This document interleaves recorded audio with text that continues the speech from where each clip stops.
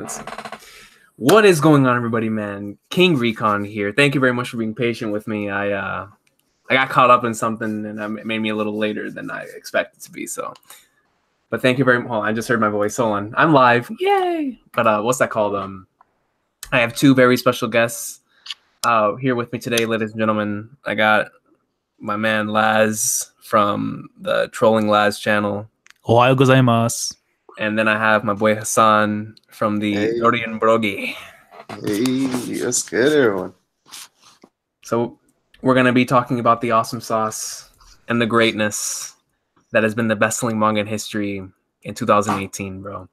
And to me, this has been one of the best years in the series, up there with 2010, 2009. It was just fantastic. So without further ado, man. Well, first of all, before we get into that, just in case we let out and we let something slip, make sure that you have read today's chapter, because I might say something about a certain page 1, and I don't want anybody to get spoiled. Yep. Please read the chapter, guys. Yeah, please read the chapter, and then of course read it if it comes out in your region with the Viz translation. So without further ado, hold on, man. Yo, Zypher, what's good, my man? Oh, what's happening? What's up, bro? Go ahead, man. Hey, what's up, bro? Yo, it's been a while, Hassan. What's up? Yeah, man. It's been a long while. So, all right, let's get it. All right, let's see. So the first one right here, ladies and gentlemen, is chapter 907 versus chapter 904. Just a quick recap for everybody in the comments. Chapter 907 is the legendary Shanks, Gorosei, Lucci, Kaido, Big Mom, CP0, Moja's Guard, legendary chapter. Bro, you just saying that just puts the biggest smile on my face just hearing that. Yo, Zoro, what's good, my man? How's it going, guys? It's good to see you Hey, my brother. I just got finished doing my live reaction, so I saw you tweeted me. I'm like, fuck yeah, let's do it. Hell yeah, man. Hey. Yeah, I remember when best-selling manga in history first gave me the idea, I put it in your stream, and I was like, I gotta invite Zoro, man, for the thing. But yeah, the first thing here is chapter 907 versus 904. Wait, we're doing a tournament of some kind? I don't know. Like a bracket tournament, yeah. Yeah. Oh, for what? For the best chapter of the year. Oh. Yeah. Okay. All right. So, all right, fun. I'm screen sharing the thing right here.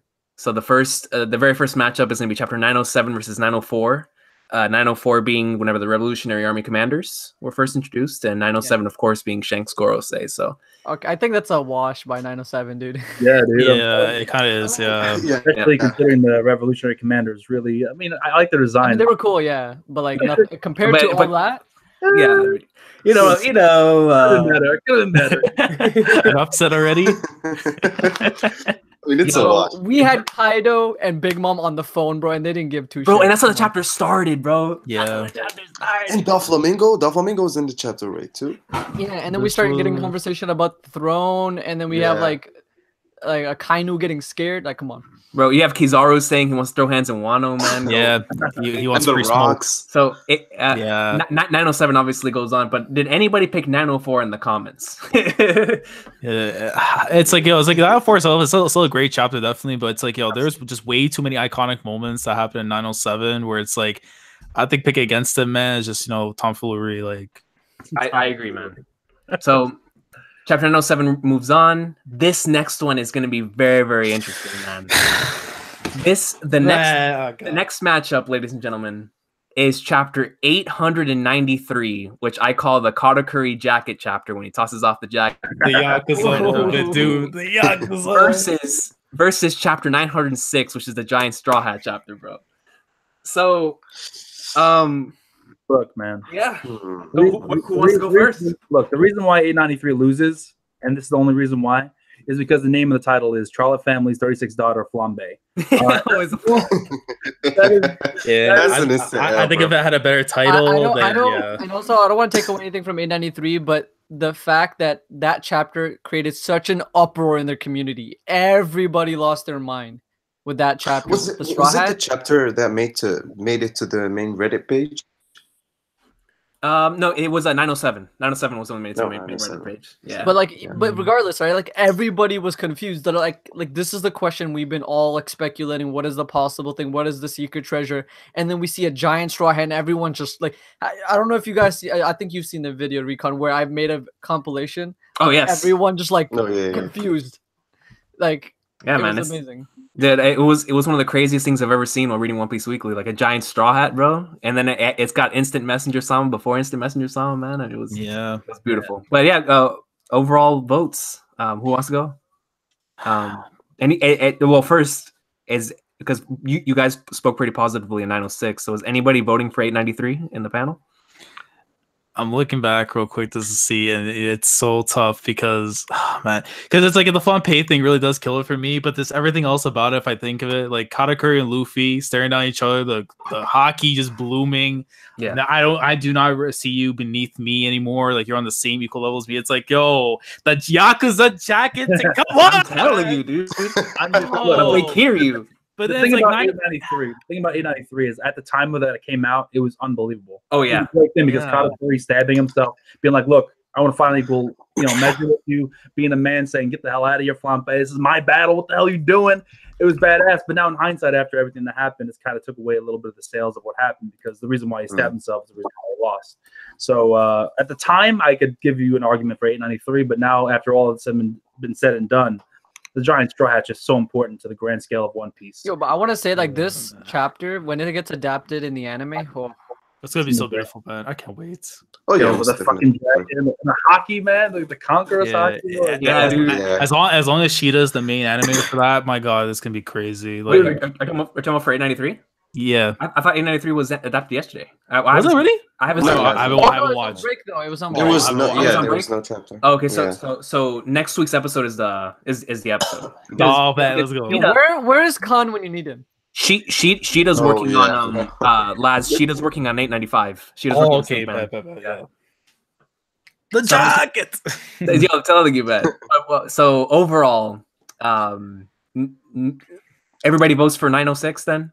It's got it has to be, man. Look, Affirmative. because it's weird because it's like when you look at the base of the chapter and stuff, like getting to see Marriage One stuff was definitely nice, but then it's like you have that curveball thrown in there that is gonna speak a lot for the long term value of the story and stuff. It's like that takes it right away, man. Yeah, and I don't think like we're ever gonna have like a moment like that where everyone just like literally everyone just blown away. Like they have no words. See, Yeah. for Just me, like Zoro said, like, oh sorry, go ahead. no, go ahead, bro.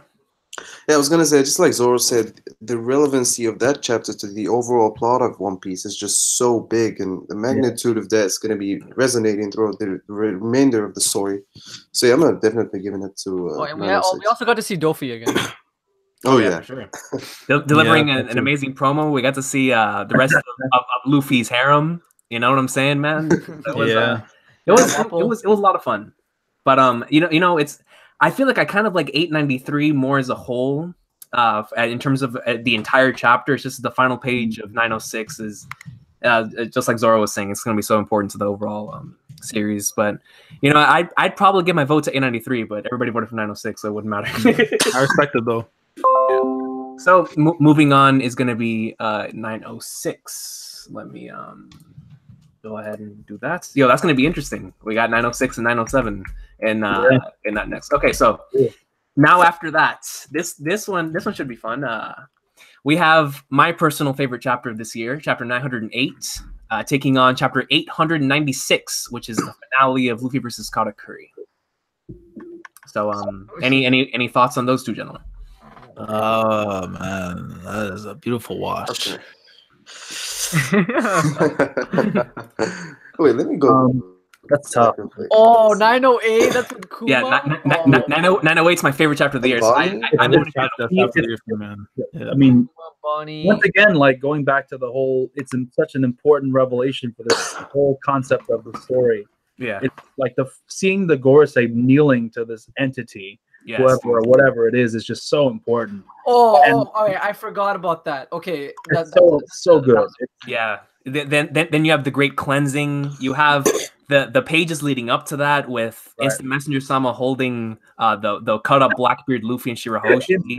Yeah, and And it's then he also had, the like, the symbolism because a couple of chapters ago, the guy was saying that no one sitting on the throne means there's peace in the world, and you see Right. Sama sitting on it, and then you see Yeah. like a picture. We assume because like the last picture they showed is Vivi, that like the victim that is gonna be from them. Like they say, who do you want us to eliminate is gonna be Vivi potentially, and I think that's the unexpected thing that Oda's talking about, but. Because he said in the interview last week that something very unexpected is going to happen in the Reverie soon. That'll be interesting, seeing how I'm that very happy we're impacts going back. Onigashima. Very happy we're going back for sure. Yeah. That's just huge. Yeah. And then of course in 908 we also had the massive Kuma revelation. Yeah. And with that Oh, was dude. that was I'm big. so happy about Kuma being alive. Dude, before that chapter, any single time I ever said that Kuma like will be alive, everyone gave me shit for it. Like everybody would talk so much shit to me. It was such a satisfying chapter for me. I'm like, now what?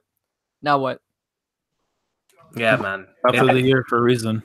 And then Like- and then you have Laz's best girl, well, second best girl. The second, well, if I take away the fact that Robin exists and stuff, then Bonnie actually is top one.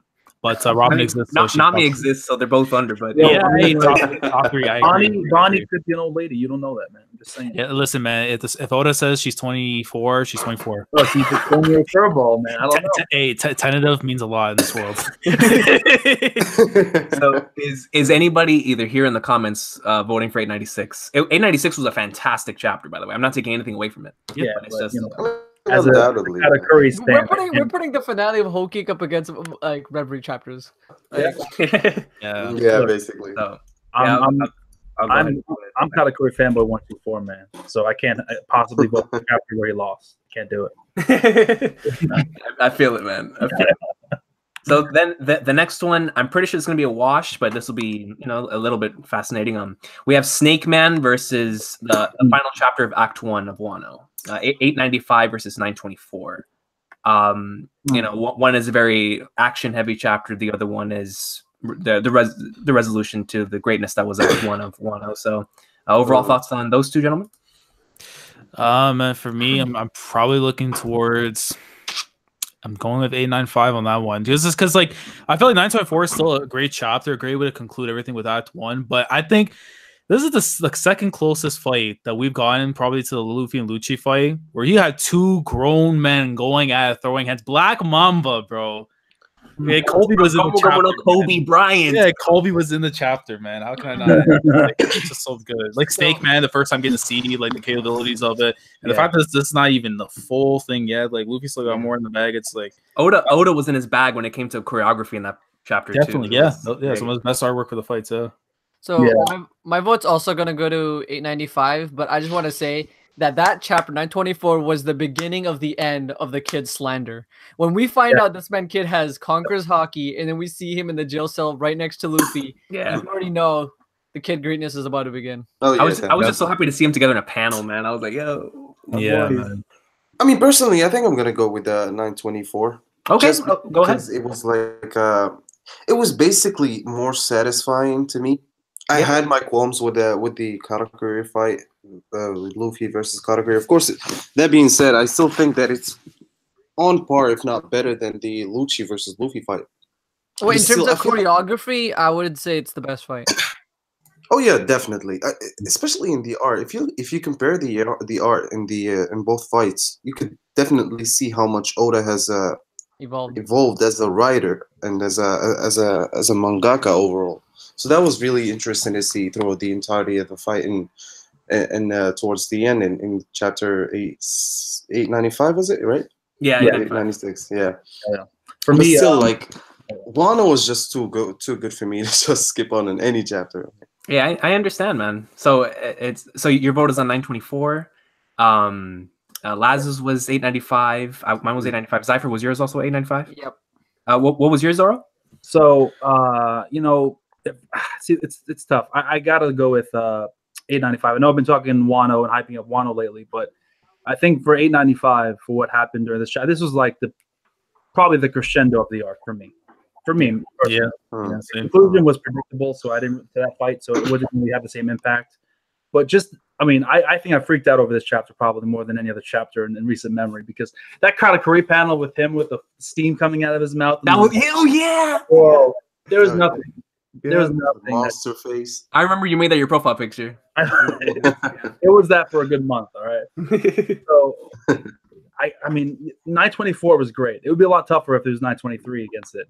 But yeah, I mean, we knew Kid was in jail. The whole Kid situation wasn't anything new. Yeah, I think overall the chapter was good, consistent, but it's not nearly have as much emotional impact and as much energy as 895. And on the most part, Wano's kicking Whole Cake Island's butt. But for this chapter, I think it's better. I really do. All right. So overall, 895 moves on. Let's see. That's really cool. How it was 2 chapters that were completely different from each other, taking on right there. So that was dope. So did you think that 895 was gonna be the wash, Recon? No, I thought that I thought 895 was gonna be the wash. Yeah, yep. Because 920 or I'm sorry, 895. Whenever I did the poll, 895 was, I think it came in 5th. Like it got a massive amount of votes, man. Like it was going ham. So let me see. Let me go back. All right, 895. Oh, that'll be interesting. 895 versus 908 next time. All right.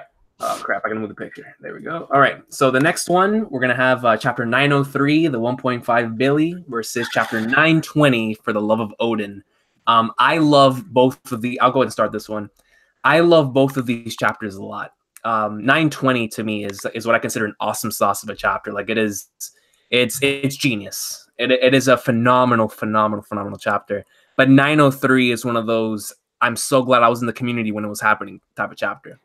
And because I read this chapter weekly, I kind of feel like I have a lot more bias towards like maybe somebody looking back on this in the future when they binged it, they're like, oh no, 920 is probably better. But 903 on a weekly basis is one of those you'll never forget this type of experiences. Kobe coming back, seeing all 4 Yonk or 5 in one page, and then seeing, of course, Luffy's new bounty, Sanji's raid suit, Nami getting her Zeus as well, seeing my boy Akainu and new Marine for it. I mean, it's go chapter, Crocodile Isles in a panel, man. But then Shanks.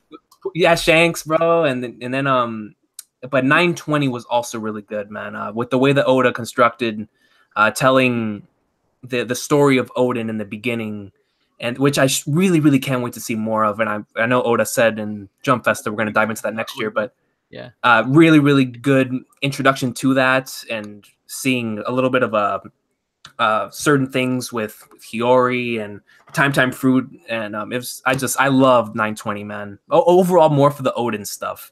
And but I'm still going to have to go with 903 because it was just one of those. I'm glad I was in the community chapters, but I want to hear y'all's thoughts on that one. I definitely agree with everything you said about 903. It definitely had the hype. It's probably, but like for me, I feel like 920 has so much meaning for like the course of entirety of the New World. Agreed. Like where like because it literally tied everything together from the point of Punk Hazard when they met Kinemon and Momonosuke, and then Kanjuro with Dressrosa, and how they're tying in with the Grand Fleet, then with Zou Island with the Ming tribe, and then how they all tie in from Whole Cake to Wano currently, and then we go back in the timeline of how it went backwards for them. Yeah, I that feel was like beautiful.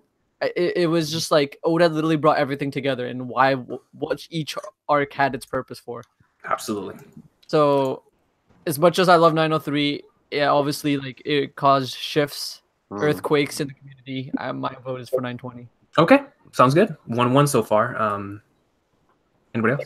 I'm gonna go. I think I'm gonna vote for 903, mainly because we came out of Whole Cake Island, which had the fandom conflicted, so it was a breath of fresh air, especially how we transitioned from 902, the end of Whole Cake Island, to the events of the rest of the world.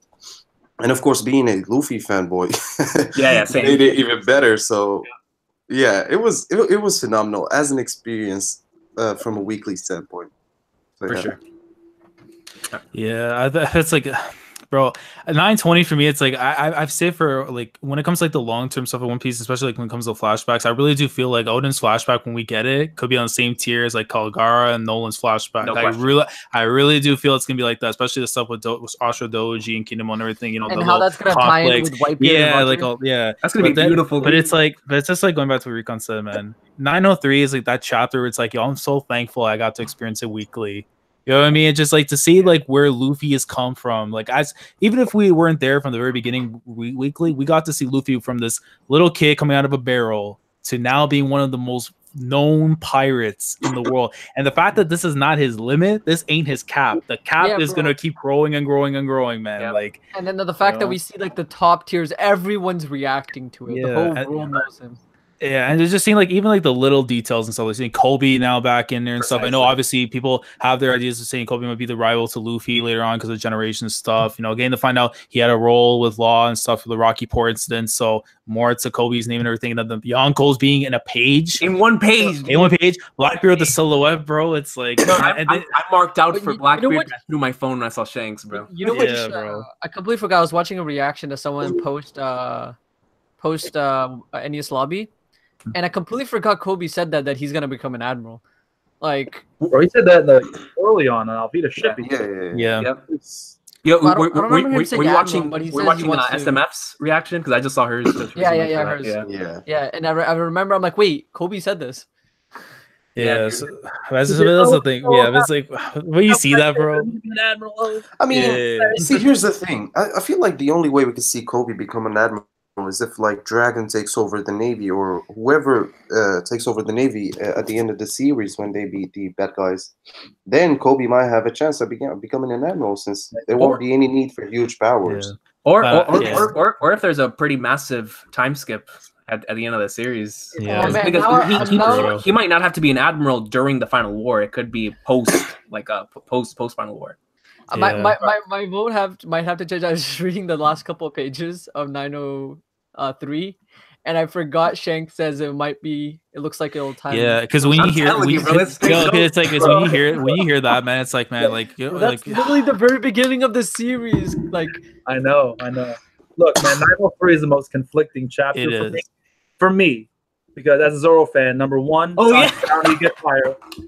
That's being higher. That's the disclaimer I forgot to put in my last video. Being ahead of Zoro has just really hurt my soul. And then Kobe shows up, so I got to hear a bunch of shit from Jorge. Yeah.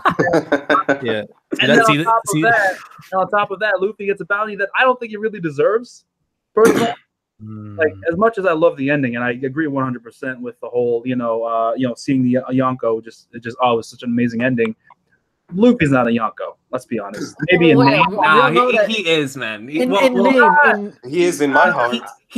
Okay. How do I put it? Look, he doesn't have.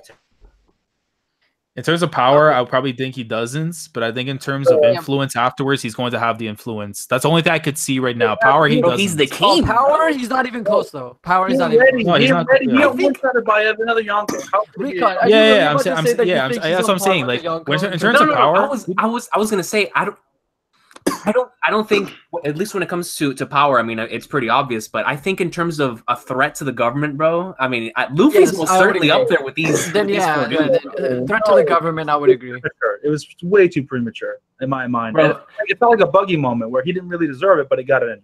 No, I wouldn't necessarily say a premature moment. It was literally just like pretty premature. This is what the news does. Is like the Morgan hype beasted him. That's literally what he did. He hype beasted the context of what happened. Like even the Katakuri fight is basically mainly based on the fact that he defeated Katakuri, defeated Cracker. Both those fights kind of have asterisks to them. Yeah. So he doesn't know that. So it kind of didn't feel like he really earned it, which is a shame because I wanted to see when Luffy eventually did earn that he actually felt like it was satisfying to me. No, I feel like it's like Morgan is like the reincarnation of Recon. So like he just wanted to hype his man. He just wanted to hype Luffy up. He's like, "This is my king of the pirates. 1.5 bill. Put respect on his name." Like facts. Right. Yeah, I'll tell you what. Still, like all things considered, I'm still voting for 903. Like I know I just talked shit about most of the chapter, but all joking aside, it is probably much more important to the overall story of One Piece. I mean, I would say that the whole Kozuki family sending them to the future was really great, but it's mostly like localized with the Wano and it's weird because it's like I think honestly like going like later on down the line I can definitely see where 920 could have more value because the fact that like once we get to the end of Wano how that's going to come into play, but also because 903 I feel again like it's not the cap for Luffy. This is not going to be his final bounty come the end. So like when we look at later on when he ends up getting let's say something higher than that like 2 billion or whatever, but see the accomplishments that come underneath it, it's going to hold more value to than what 903 brought. 903 is kind of like the opening of the door, and then when he gets the next one, it's him kicking through the door and saying, "Yo, I'm here. This is my house." When Luffy lays the smackdown on Kaido, yeah. hey, listen, it's gonna draw the biggest rating of all time. He's gonna hit the rock bottom as he should. People doubt that. Well, not even the rock bottom. But yeah, 903 gang. They throw the elbow at this crowd. That's facts. Yeah, the people's elbow, bro. Boston comes in with the chair. Yeah, bro. All right, yeah, but 903, 903 moves on, man. But what's that called? Yeah, definitely Luffy. Whenever Luffy pawns Kaido, we'll have a discussion again. But yeah, next one's gonna be pretty good. I'm looking forward to seeing what you guys think about this. Yeah. This is chapter. I know. I'm saying this right now. There's gonna be extreme bias here. Okay. Yeah. All right. Yeah. So it's gonna be chapter 923 versus chapter 909. So if just in case if anybody doesn't know what the chapters these are, 909 is the first chapter in Wano, and 923 is when Kaido one shots the king, bro. So. Wait, well, let me put this up for Zoro fanboy. That's when Zoro can make his entrance. I know. The building in half. Yeah. I know just from the name that what it is. Believe it or not. Yeah. My pick has to be 909 just for the fact that it's in my top 10. So there you go. Just the on all serious note, it's just like honestly, like it's not even just the Zoro stuff. I think it's the stuff that we got with Whitebeard and Marco that really set it for me because then it made me appreciate more of Whitebeard's character than we already did before. Exactly. You know, like I just getting to see the fact that like he had a hometown and everything before. We got to see and understand more about how the world government works. So if you're not affiliated with them, guess what? You're going to be living a poor life the entire time. And that Whitebeard saw something outside of that. He wanted to actually become a pirate. He wanted to have his own living, and then actually. The fact that he was able to make all the money, but granted, he took from a lot of people and stuff, and he took his own shares when he wanted. But the fact that he built a home afterwards for his people to come back to and stuff, that is the Godfather, honestly. Like he did this thing, and then of course, Wano opening up, Zoro did his thing, Robin looking great as a geisha, she should. Franosuke trying to get them blueprints. My boy Usopp on the streets making that bread, like OxyClean. My man was selling OxyClean, bro. Yeah. I only got one thing to say for 923. Divine side thunder. protection, bro. No. Side protection. Side protection is tough, man. What kind of king did you say you'll be? Okay, so that was so good, man. I'll just chip in on this. See, here's the thing with 923. It has the beginning of the battle between Luffy and the antagonists of the arc, which is something that we see every time. But 909, bro, as a Zoro-tard, do you know how much significance it had for Zoro to cut a building with a knife? With a knife? With a butter knife? A butter knife, dude. That should not be understood. Bro. You know, I'm just saying. See, like I'm the first chapter pretty much of Wano, and Zoro like cuts a building in half, like all of Whole Cake Island, and Sanji bakes a cake. That's all I'm gonna say. Hey, but I'll tell you what, Zoro, bro, that cake almost took out a Yonko, bro. Here's the thing I don't get about like I know he's joking, but there's people who genuinely think that's trash when I thought that was actually so symbolic and beautiful. Because his parents, like his dad always gave him shit for cooking, and like he got a lot of shit for it. If he actually did something, I would have been impressed. Okay, here's my argument for that, right? Is like I feel like there was no better way to do it. They bought enough time because if he completely knocked her out, people would call bullshit that this is a Yonko and he shouldn't be able to do that. I didn't want it to knock her out. I didn't want it to be poisoned. I didn't want it to happen. They bought enough time that she was knocked out for a couple minutes. Yeah, all I'm saying is like, if he would have made a cake that had some sort of like special, Kama Kempo kind of ingredient stuff, where it would have at least like pacified her to make her like, calm and collected and like, at least take her out of the situation enough. She didn't really do anything after that anyway, so there's no reason for Oda to bring her back to like wedding caking it, after that. So I mean, I don't know. I just felt like if Sanji would have had the cake do something a little bit more, maybe calm her down a bit and pacify her, that would have had more of an effect to me. But still, I was just joking about the cake. I don't really. Yeah, I got you.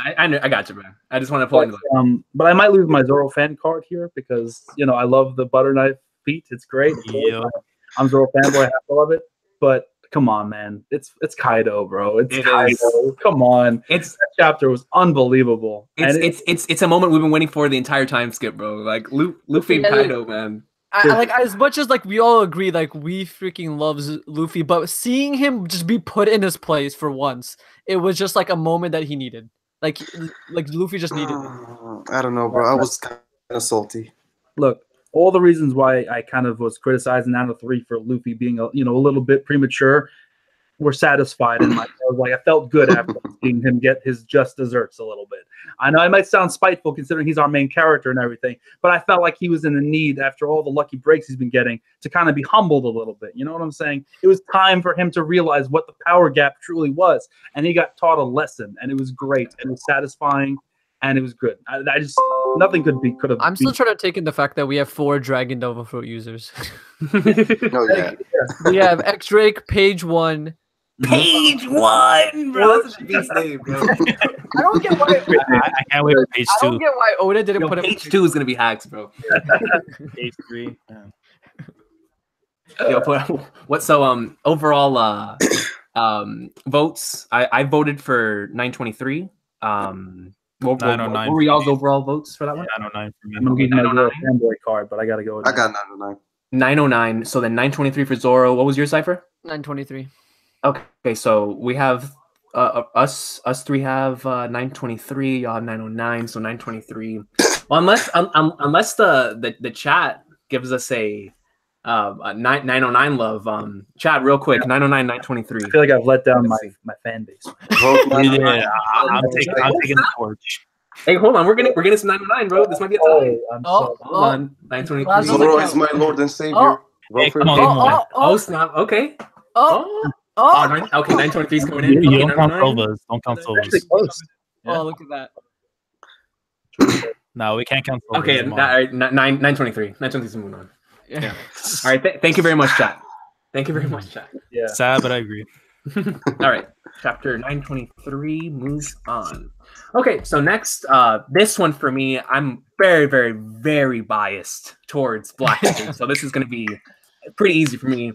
So we're going to have chapter 925 versus chapter 905. 925, of course, being Mihawk's reintroduction into the story, seeing Gecko Moria again, seeing Blackbeard again, beginning of Wano Act 2, seeing Wildfire and Queen, and it's just absolute greatness. And then 905, of course, one of my favorite panels in the entire year was Shirahoshi going on and seeing the world with their own 2 eyes. We got us getting Garp again. Really, really beautiful stuff. And of course, continuing the Reverie arc greatness. But my vote's for 925. What about you guys? I'm going to say 925 just because Stelly is a 905. Yeah, because like 925 is still my pick as well, but it's so tough because 905, what a beautiful world. Like it's, as the title says, a beautiful chapter itself, man. I love that panel, man. 925, it's like the fact that this man Oda started the chapter the same way he did way back with Corona, finding out the news with Moria, the same way he did 925, find out that he's still alive, getting to see that island that was rumored way back and debut back, being the island that Blackbeard's staying at, getting to see Zeha himself, the curveball they play with Shiryu, actually getting Absalom's Dofu, which everyone and their mother was saying that dragon fruit. And then you got Naruto being taken by Devon, man. Yeah, the way better version of Kurama, definitely. And then I could agree with that too. And then I think Teach's personality too even looks more. I think obviously it's been a while, but I feel like his personality feels more menacing, and it's like. With him, it's like, before he would be scared of the situation. I don't think he has that energy like he does anymore. I think if something were to come up and somebody wants to smoke with him, I think he's ready for it. Oh, no, I feel like he laughed and the island shook, Yeah, the fact that he was talking as much as he was there, saying like, everything that's going on and stuff. There's Battle for the Throne again. Could be a double meaning. Some people say Pirate King's throne. I say the empty throne, but hey, it's anyone's guess. And then just getting to see King and Queen. My daughter is safe. Like that chapter had a lot of great stuff, man. Ashura Doji and Inarashi throwing. Yeah, dude. 905 also cucked us because we never got to actually see Green Bull. We kind of saw him. Yeah. We just saw silhouette. Yeah. Oh yeah, we were cooked. And 905 wins because it has King Sasuke. King Taco is above all. Let's be honest. Yeah. Hey, King Taco is a beast, man. I mean, and so is Abraham Lincoln, man, up in there. Dude, I'm telling you, that's the unexpected thing that's happening at the Reverie, bro. King Taco. The stereotypes are Hey, real. King Taco Taco, Fall. Yeah. I mean, Like, look, bro. For me, that's my lead. like, Yeah, go ahead, Hassan, bro. Russian leader with the Russian doll's daughters or whatever it was. That was oh yeah, the Oh, yeah. Matryoshka. Matryoshka dolls, yeah. That was wild. Yeah, I was gonna say it is no secret that I just love Garp more than some of my Yeah. family members. I got you, bro. But look, 925, you can't top that. Like it was just too talked. It was just like an amazing arc, especially towards the end of the year when nobody expected such a great chapters to drop in that period. So yeah, I'm definitely going with But that. Hassan, you can't forget that 905 also had the McDonald's logo. That's facts. New Marine Corps. yeah. That's a new Marine Corps, baby. Oh my god! Hey, my boy Bollywood was in that chapter too, man, and he was the one running the Reverie. Bro, So do you yeah. think the Monopoly event was happening during that time? it was Like that. Yes. I mean, Tagana, man. But yeah, on a serious note, 905 definitely deserves some respect. It's a really good chapter, and like I said before, Shirahoshi's panel is one of my favorite panels in the entire. That joke legit had me emotional, bro. Yeah. Like, man. You know, all joking aside, all these chapters are really good. We're just like, Oh, no Yeah. question. like, you know what I'm saying? That's the thing. Yeah. Is Yeah, you almost got to win, someone's all got to these lose, are man. good. It's just like which one is better, I guess. Yeah. I think all of them are just basically 10 out of 10 chapters. I mean, if you really think about it, they're on here for a reason. Like, Oh yeah, for sure. I mean, if this was a Dustin stream, it was like a 5 or 6. So 925 is the one that moves on in that one. This next one's gonna be very, very fascinating, I bro. want to say one thing: Corona's in it, so that's another reason why it deserves to win. Just saying. Oh yeah, for sure. Corona greatness. My girl. All right. So but she gets an extra point because of the Should Burn not Blood love 2 Corona. DLC. But yeah, facts. So the next one, guys, this one is going to be very, very fascinating. So we have chapter 921, Kaido is the Kaido's a Dragon chapter, versus chapter 902, End Roll, the finale, Full Cake Island.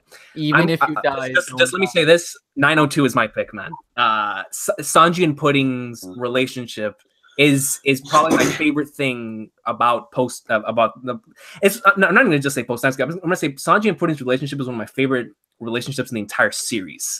Like just that stuff right there. I loved it from the moment Whole Cake started up until the very end, man. I'm so emotionally connected to that everything else that happened in the chapter, of course, with the Pedro stuff and the end of the chapter with Sanji and Zeph, of course. And then, of course, getting the amazing moments of Brule and Katakuri, and really coming to appreciate Brule's character. But and then seeing the finale with Big Mom taking on Jinbei and Jeremiah, and it was crazy. But the end roll with Pudding and Sanji and the kiss, man, that stuff right there emotionally hit home on a level I can't even begin to understand, man. 921 was hype and it was Santa Hat level, but 902 is my pick, man. I love that chapter too much. It's one of my favorite chapters in the year. Oh, that also wraps it up with like the Sanji and the Zeph parallel. yeah, the panels like hearing each other and stuff. The fact that like Galley was made canon finally, like being there, like getting the food and stuff from Zeph. Remember him from like the Romance Dawn one shots and stuff. Yeah, like I don't know. And then the fact too, like also with Katakuri and like Brule seeing more of the past and stuff, and like Brule before we would look at her and be like, she's just some side character to the stands, whatever. She's just there for whatever. But now finding out exactly like why. Like, Katakuri is the way he is because of her and stuff, watching over her brother. And then it makes sense of like how her presence has been throughout Whole Cake Island when you go back and look at it and stuff. It makes you really appreciate a bit more of where Oda was really trying to go with her. She still had her annoying moments, but there was definitely something there that he made for her. Bro, and she was also the Smash stage mirror world. But most importantly with this, man, just to conclude all this, is the fact that we left Disney Island finally. It really gives the extra point there, man. So yeah. Before somebody goes next, real quick, my man Silvers came in with a super chat. Shout out to Silvers. He said miss Zoro fanboy stream, so thank him for this. Yo Zoro, bro, thank you for this, bro. No, it's my pleasure, man. That's a lot of fun, man. Thank you for inviting me. Absolutely. That was my good though, for real. Yeah, good dude. Either Zoro-san, man. I know both of you are about to go, so whichever one wants to. Go ahead, Zoro. Oh, okay. Well, after all that niceness, I gotta, be a little bit cynical, I suppose.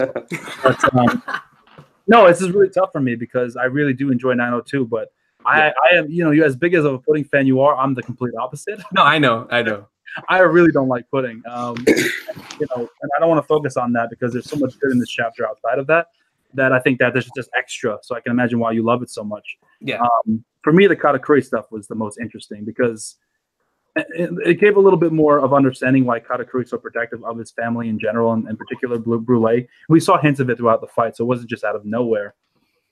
And I think it gave him an interesting kind of, I guess, somewhat more of a depth. His backstory wasn't super intricate or really in depth, but it was good. It was good enough where you really got an understanding of who he is and how he became the person he is. So it really humanized him in a way that I thought was really real and it was good, and not just shoehorned in at the end. Like Laz said, ending Cold Cake is great.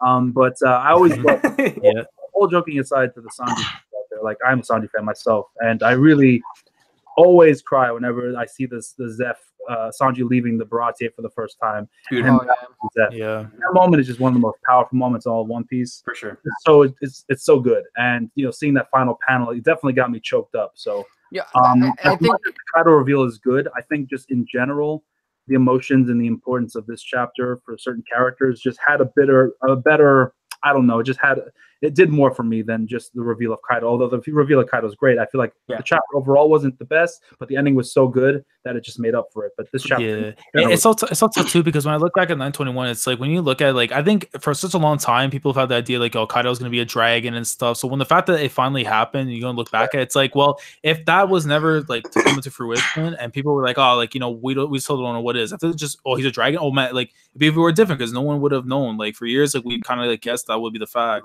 But and even just kind of strengthen 909 too. The fact that, like, I still hope to God Pedro is dead, not for the sake of wanting someone to die, but just to kind of give you the feel that, like, anything and anything can pretty much happen on the seas. Like you could have somebody with you. I'd say it's a lot with Kingdom. You could have somebody sitting with you at dinner almost all the time, hanging out, whatever, and the next day their head's on a spike. You know what I'm saying? So it's like something like that where, like, you have no guarantee as a pirate that you're going to make it to the end of the day. And if Pedro is in fact dead, it really just tells you there you cannot take things for granted. Sometimes lives have to be sacrificed to move on, far more lives that are at stake. It led to a very emotional moment with Carrot too. Yes, exactly. I was about to bring that up. That was a beautiful moment, and I can't wait to see that in the anime, man. That whole episode is going to be extremely emotional in the anime. Yo, Hassan, man, what are you thinking, bro? Personally, I feel like I'm conflicted on this one because I love 921 for different reasons. I don't like it because Kaido's a dragon in his reveal. I kind of actually like it because of how Shutenmaru, 3 panels into the series, one-shotted, quote-unquote, one-shotted Jack. That was really fascinating to me when I was reading. And 902, it had a lot of characterization for Sanji, for Katakuri as well. So it had more a touching element to it, which made me kind of gravitate towards it more. So I'm gonna go with 902. All right. We'll say though one last thing. If it turns out that the Vinsmokes actually ended up sacrificing themselves so that Sanji could leave, it will have even more impact because most likely they're not dead because it's One Piece. But if they are, and it turns out that them coming back and sacrificing themselves so that the Straw Hats could leave, and whatever happened with Jinbei too, that's also very important. But because it would break my heart, honestly. It's like, let's say if we show a Big Mom shows up, because again I want to, because it's already been said she's gonna pop up. If she's carrying around like in a necklace or something Jinbei's head, like look, chill. Listen, speak it into existence. Listen, man. I'm just saying this right now. The hatred for that woman is gonna be so strong because that's supposed to be one of our guys. And again, that would just be Oda like playing the heels in the right way as he should. Here's the thing. My boy Luffy gave him plot armor, bro. He said, even if you die, don't die. Yo, if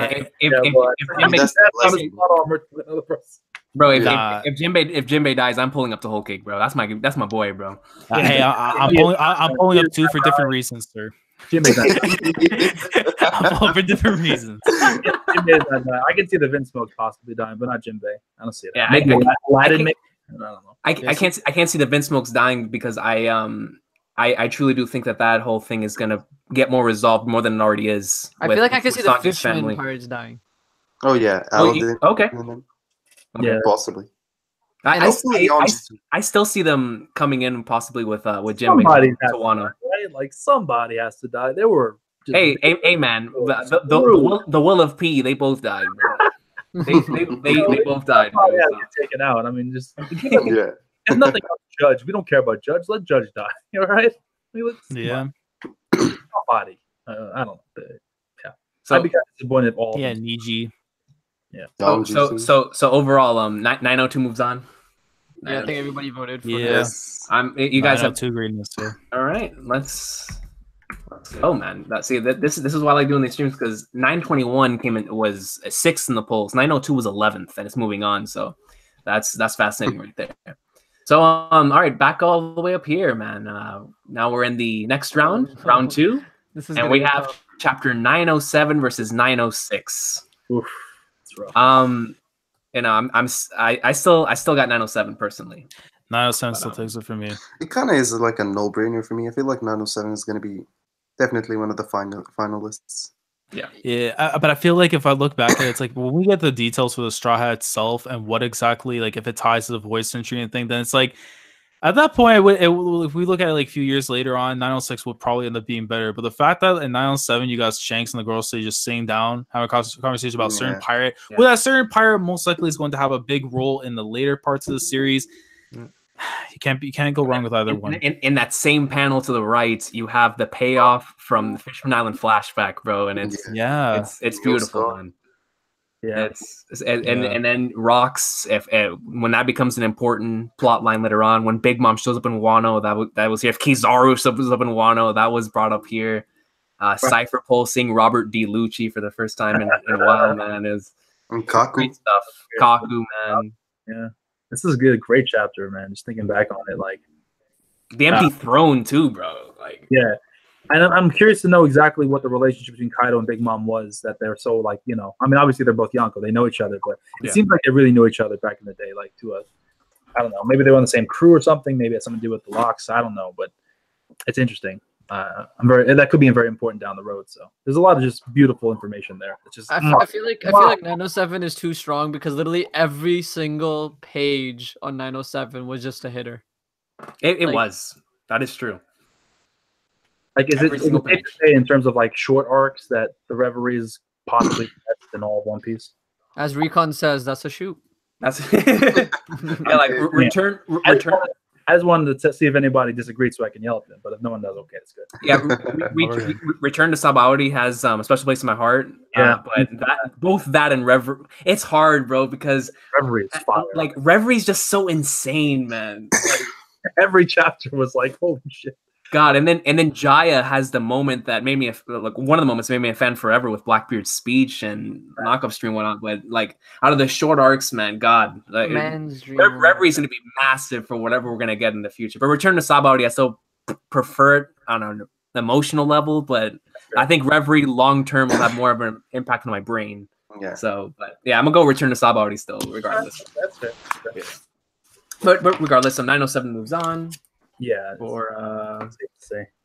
For us. And then this next one's going to be fascinating, man. Like I said before, chapter 908 is my favorite chapter of the year, and that's taking on chapter 895. So, Im-sama versus Luffy versus Katakuri, the Snake Man versus the Mochiman. Oh, bro. Someone else go. I'm not. I'm voting for 908, man. I can't vote against Instant Messenger Sama, bro. That's look, if I vote against Im-sama, then a crow's gonna be on my window. So 908. Bro, you're gonna get sniped on the spot, bro. I as I should. if I make the wrong choice, as I should. But 908. Yep. I don't know. Here's what I think this comes down to what you prefer more, because 895 is possibly one of the best fights in One Piece versus a 908, which is the most like conversational chapter you could have. Like you could just talk about this chapter forever. Yeah. I think I'm gonna go with 908, basically because I really love the story aspect of One Piece more than the aesthetic. I feel like 908 because like it just opens like a million doors. Like you start thinking like, is Im-sama the final like boss? Like what? Like we always thought it was like Blackbeard or Kainu, but like there's someone above the Gorosei. Like are the Gorosei like actual fighters? Like are they not as weak as some most people assume? Like right. You have a lot for me when it comes to 908. Like I joke around with the final page all the time, but the entire chapter to me It hits on every single level that I can want in a One Piece chapter. It hits on an emotional level, it hits on a hype level, and it hits on a legit surprise level. Like whenever you see something and you're like, you're shocked, but you're not that shocked. When I saw that final panel, like I don't like, I can't even begin to explain like how shocked I was. But so many things in that chapter that I just still think about to this day. And when I first read 908, it was one of those it was a great chapter, but to me it was nothing monumental. As I've gone on through the year and I've really thought about it, nothing has lingered in my mind more than this chapter, man. Yeah, like the last 2 pages really stuck with like it literally changes the entirety of One Piece. Like everything you've known so far, like you get in a whole different way now. Like your perspective just broadens. Like what are the endless possibilities now? Right. I'm actually gonna disagree with you guys for once. I mean, I'm probably biased, so this is probably just me being biased, but yeah, I will say one thing. The not only just in general with the last couple of pages, but I just find it really interesting what Bonnie's possible connection could be to Kuma and what her deal in general, like her and what's going on there. I just think it's super interesting with that. But if I were to be honest, I mean, I'm biased, man. That Katakuri Luffy fight is so good, man. That chapter just had the best choreography I've ever seen in One Piece when it came to fighting.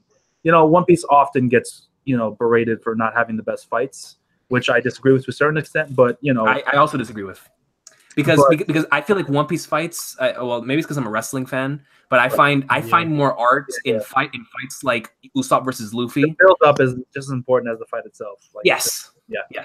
Absolutely. Almost definitely, yeah. I agree, but I'm just talking about in terms of the choreography and the actual stylistic presentation of the fights themselves.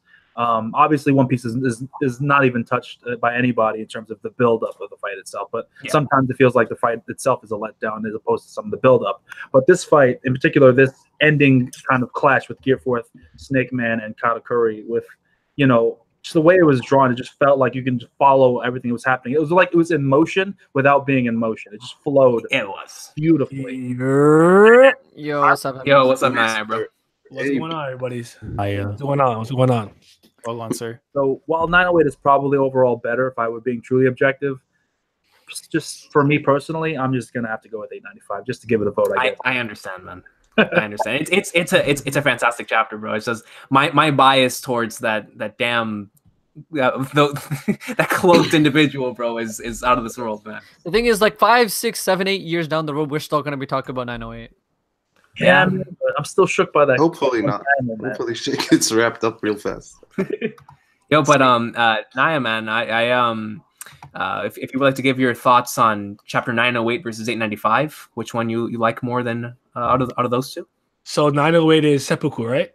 No, and 908 is the when M-sama climbs up. It's when the referee starts bowing down to her. Okay. And the other one is which one? Snake Man. Snake Man versus Katakuri. Snake Man, and you see like it's the full fight. Yeah. Is that the old Black Mamba? The Black bro, the Kobe Bryant. Mamba! Oh, listen. I have to give credit for the choreography in that fight. That's for sure. I feel like Oda is not as bad at fights in terms of his actual spectacle and choreography that people try to downplay for. But if you want to talk about him being in his bag and showing the proper sequence of events in the panel and the page, flow of motion and whatnot, when it comes to this fight, he was in terms of a spectacle. Like as a spectator, it was very fun to watch. It was not better. So for So for me, I think like that was crazy. The Im-sama reveal was hype. But I was already kind of like off the hat. Like I think 905 it was maybe or 906. 906. 906. Mm-hmm. The hat was already like so crazy that after Emo, I'm like, yo, honestly, I already seen you kind of a little bit. It's good to confirm it, but like you already existed. But like to see him, because I don't think he really choreographs fights that well all the time. I could say Rob Lucci, Das Bones versus Zoro a few times. So for me, I was just like geeking out in my chair, going crazy. I even bumped my knee against my desk, getting hype reading that. Someone said 895 will get AMVs though. Hey, we get especially with now Yoshida working on it next. Whenever it comes out. Definitely. Definitely. Yeah. But yeah, what you guys are saying is factual, man. A95 is amazing, and it's truly Oda showing like his greatness when it comes to drawing battles, and it was just so cool having these two dudes destroying. It was grown men throwing hands, man, and it was possibly the best chapter of grown men throwing hands in the series in terms of just straight up. Sorry, Gucci, but this beats it, bro. I'm sorry. It's tough for me, man. It's tough. Yeah. I gotta wait until Luffy vs. Katakuri gets fully animated, and then I'll. Yeah. That's true. That's true. That's fair. Yeah. I'm not mad at any answer, but I gotta go with Black Mamba. You guys, yo, that was great. Yo, I lost my mind when Katakuri bobbed and weaved and need him. I'm like, yo, he's different, family. With the spike, yeah. And then when Luffy's like in the air, like mid-air, and he says Black Mamba, and his arms are like going all around him. Like I'm telling, bro, I marked out so hard for that, man. For me, that moment was the dice mochi when this man Luffy got dragged to the ground in that hole, and you see the face of the bloodlust and rage in Katakuri, bro. he's just That is pulling his arm up. And he kicked out at 2, bro. It's like, come on, Luffy. But this is the thing that always gets to me about whenever that fight starts. I remember getting so hyped whenever I was younger in Luffy vs. Bluno, whenever he speed blitzes them. But when you speed blitz Katakuri, bro, I was like, yeah, like that's Katakuri, bro. And he caught him off guard on the side, like, ah, all right, man. Yeah, it's good. I'm gonna have to make sure no one is home when that episode drops with like Black Mamba, bro. And it's gonna be an hour special, Zypher, bro. So they're gonna have 894 and 98. It's an hour special? I think so, yeah. I'm making sure. Oh my god. Is that they're gonna have to go on a trip. Recon. They're gonna have to go to their grandma's house. Like no one's. I heard it. I heard it from Meltzer. I'm not sure if it's confirmed, so don't get too hyped. I mean, even if it isn't, like. But yeah, bro, it's gonna be go regardless. For sure. But I'm still going with 908, like I said before, because on a personal level, that chapter means more to me. But I can't blame you for picking it 95. But this was actually pretty equal. So I picked 908. Who else picked 908?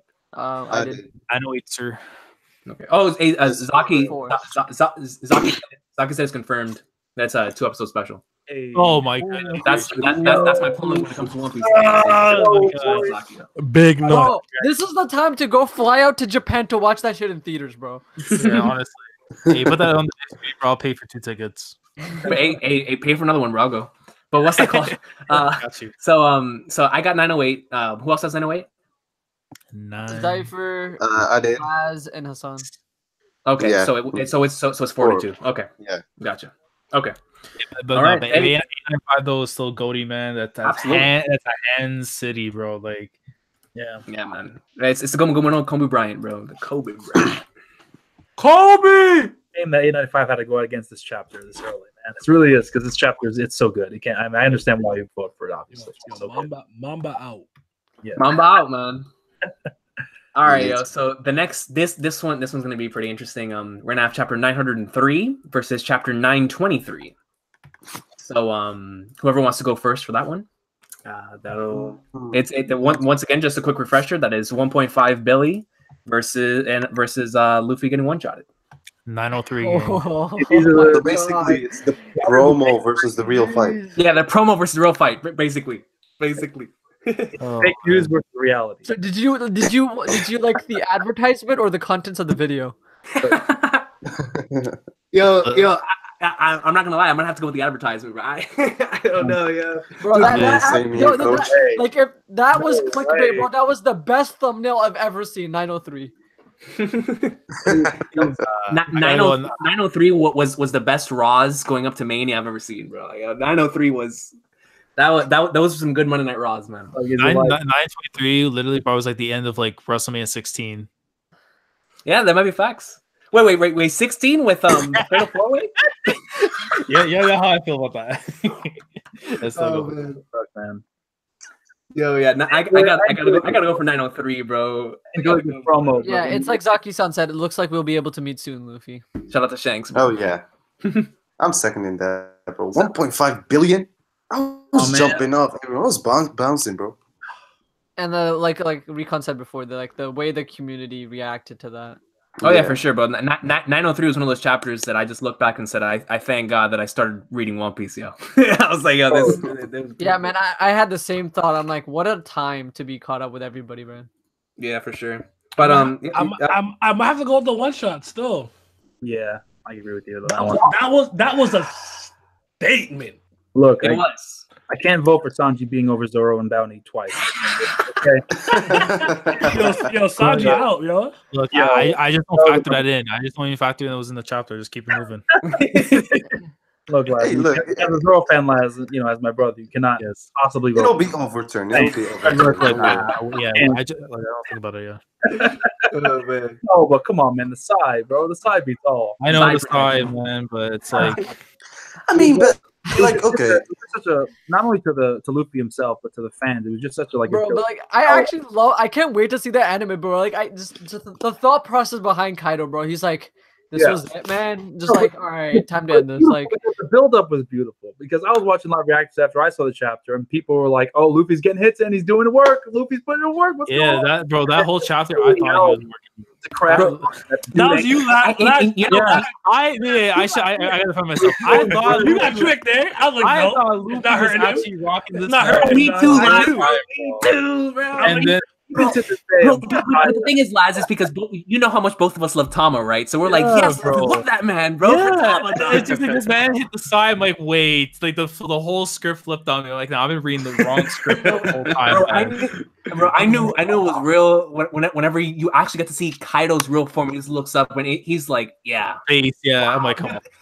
Like, dude, the panel whenever you're looking at Kaido's face from like an angle. And he's just looking up like in disappointment. I'm like, God Almighty, bro. He literally calls out his dream. Yeah, what king? Look, bro, check this out. So, see what is Kaido to Luffy, man? Kaido is just a fish in Luffy's sea.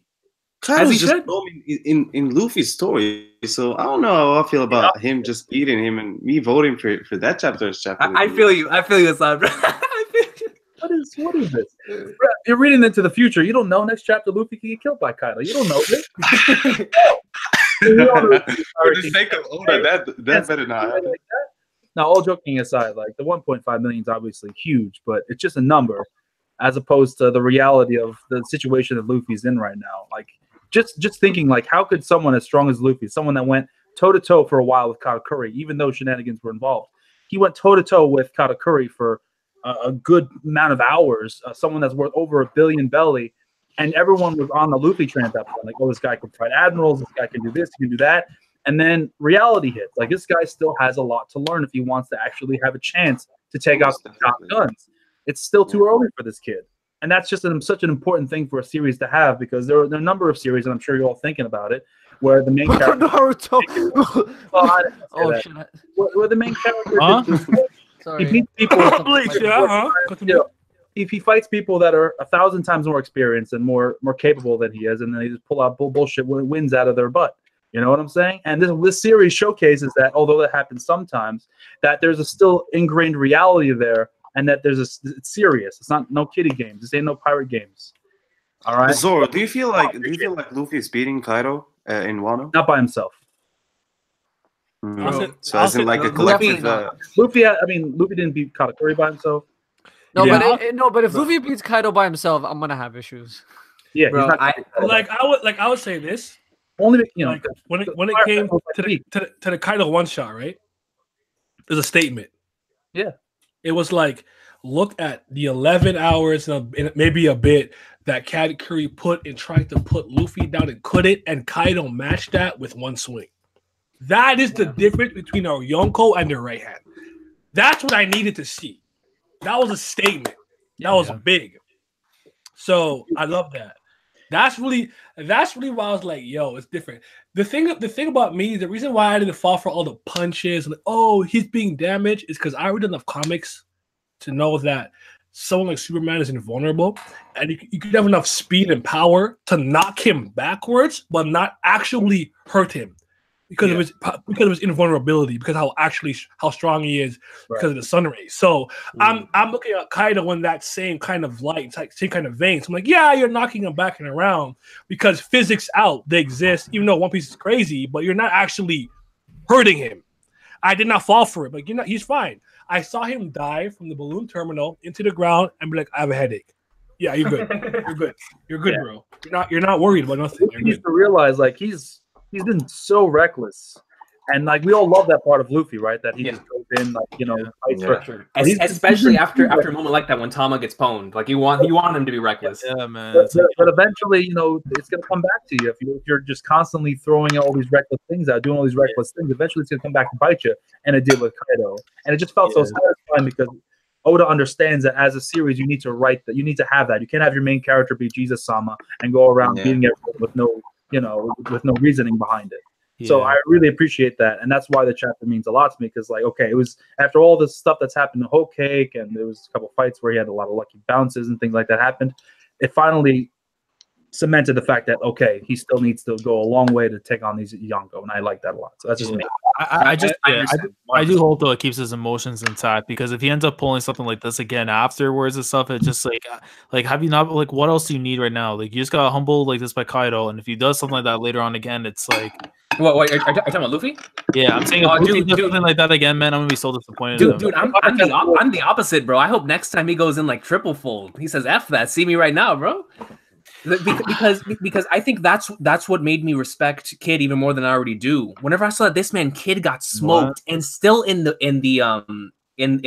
cell, my man was like, "Yeah, I'm gonna go whoop him." Like screw that, bro. I got whooped, but I'm gonna go back. A couple chapters ago, he ended all that shit when Caribou was talking shit. He's like, "Bro, I lost this shit to a red-haired pirate, and I whooped a commander's ass in Lucky Roo, let's go. All right. Hey, Lucky Roo ate that thing, man. My boy was jealous. Listen, man, it was the monkey, but besides that, it was Bambina, bro. It was Bambina, bro. Bro, it kind of 923 kind of speaks somehow to how great Shanks is, because he's roaming the seas with one arm and is being compared to Kaido, who we seen what did to Luffy. And in hindsight, that kind of just basically puts the Yonko on a whole other pedestal than what people thought initially. So I thought that was great. How did Kaido stop? How did Shanks stop Kaido from going to Marineford? I have no idea. Hennessy bottle. Yeah, it was bottle. He used full counter. He bowed his head. Full counter. Sounds good, but yeah. No, he gave him the same stare he gave to the Lord of the Coast. So overall, it was who voted for 903? Out of us, 903, I have to choose it. Okay. Who else voted for 903? Getting me less. I had to, man. Come on. I mean, I voted for 903 too. Oh, Hassan, you voted for 903. Cypher, what did you vote for? 23. Okay, so it's 903 versus. Okay, so that means it's got to be the chat that chooses it. All right, so it's 3 for 903, 3 for 923. Chat 903. What about me? 923. No, Naya, you chose 923. I remember. Oh yeah, you got it. Yeah, because I remember you chose 923 and Zoro chose 923. Yeah. So I just want to say one thing. Looks like 903 is washing. He's taking it, man. Wash, bro. I just want to say one thing on this. Luffy been roaming the seas for 2 years, and Kaido been there for like 40 plus, and Luffy about to end his legacy. So vote for the smart man or for the strongest man. Vote for the king, bro. Okay, there's no way in a week during the Fire Festival he's gonna all of a sudden like find the power to do it. It's not happening. It's gonna be like a King and It's gonna be with him, Jake Hawkins, Kid. It's gonna take the whole Supernova crew to do it. Believe me. Yo, dang, bro, 903 just 903 went ham. So but if Oda wants to cement himself as the GOAT, though, man, he's gonna give us our first on-screen kill for Luffy, just pounding on Kaido. Bro, I ain't gonna lie, man. All Luffy needs to do is whoop him, bro, and I'll be good after that. Yeah, I'll be good. Recon, you think he's gonna one-on-one him? I think he'll get it. See, I think the final round might be a one-on-one, but the thing is since the Battle of Onigashima, I expect it to be like a Marineford-esque battle to where there's just so much chaos going on at once that I feel like both of them will already be injured going into the fight. So I think it'd be like a Doflamingo situation where like Law, did the Gamma Knife and weakened him, and then Luffy had because he weakened him so much, Luffy was able to win. Precisely, kind of like that. But at the same time, I do feel like I still feel like Kaido's still going to be extremely going into the battle. He's still going to, of course, showcase why he is an emperor and why even with certain amounts of damage, if there even is any damage, he's still gonna go in. But at the end, whenever Luffy and Kaido have that final one-on-one, I definitely, for some reason or another, whether it be because of will or for whatever the case may be, I have Luffy coming out on top. Whatever leads to that, I'm not sure. That's up to Oda. But as long as it makes sense, that's all that matters.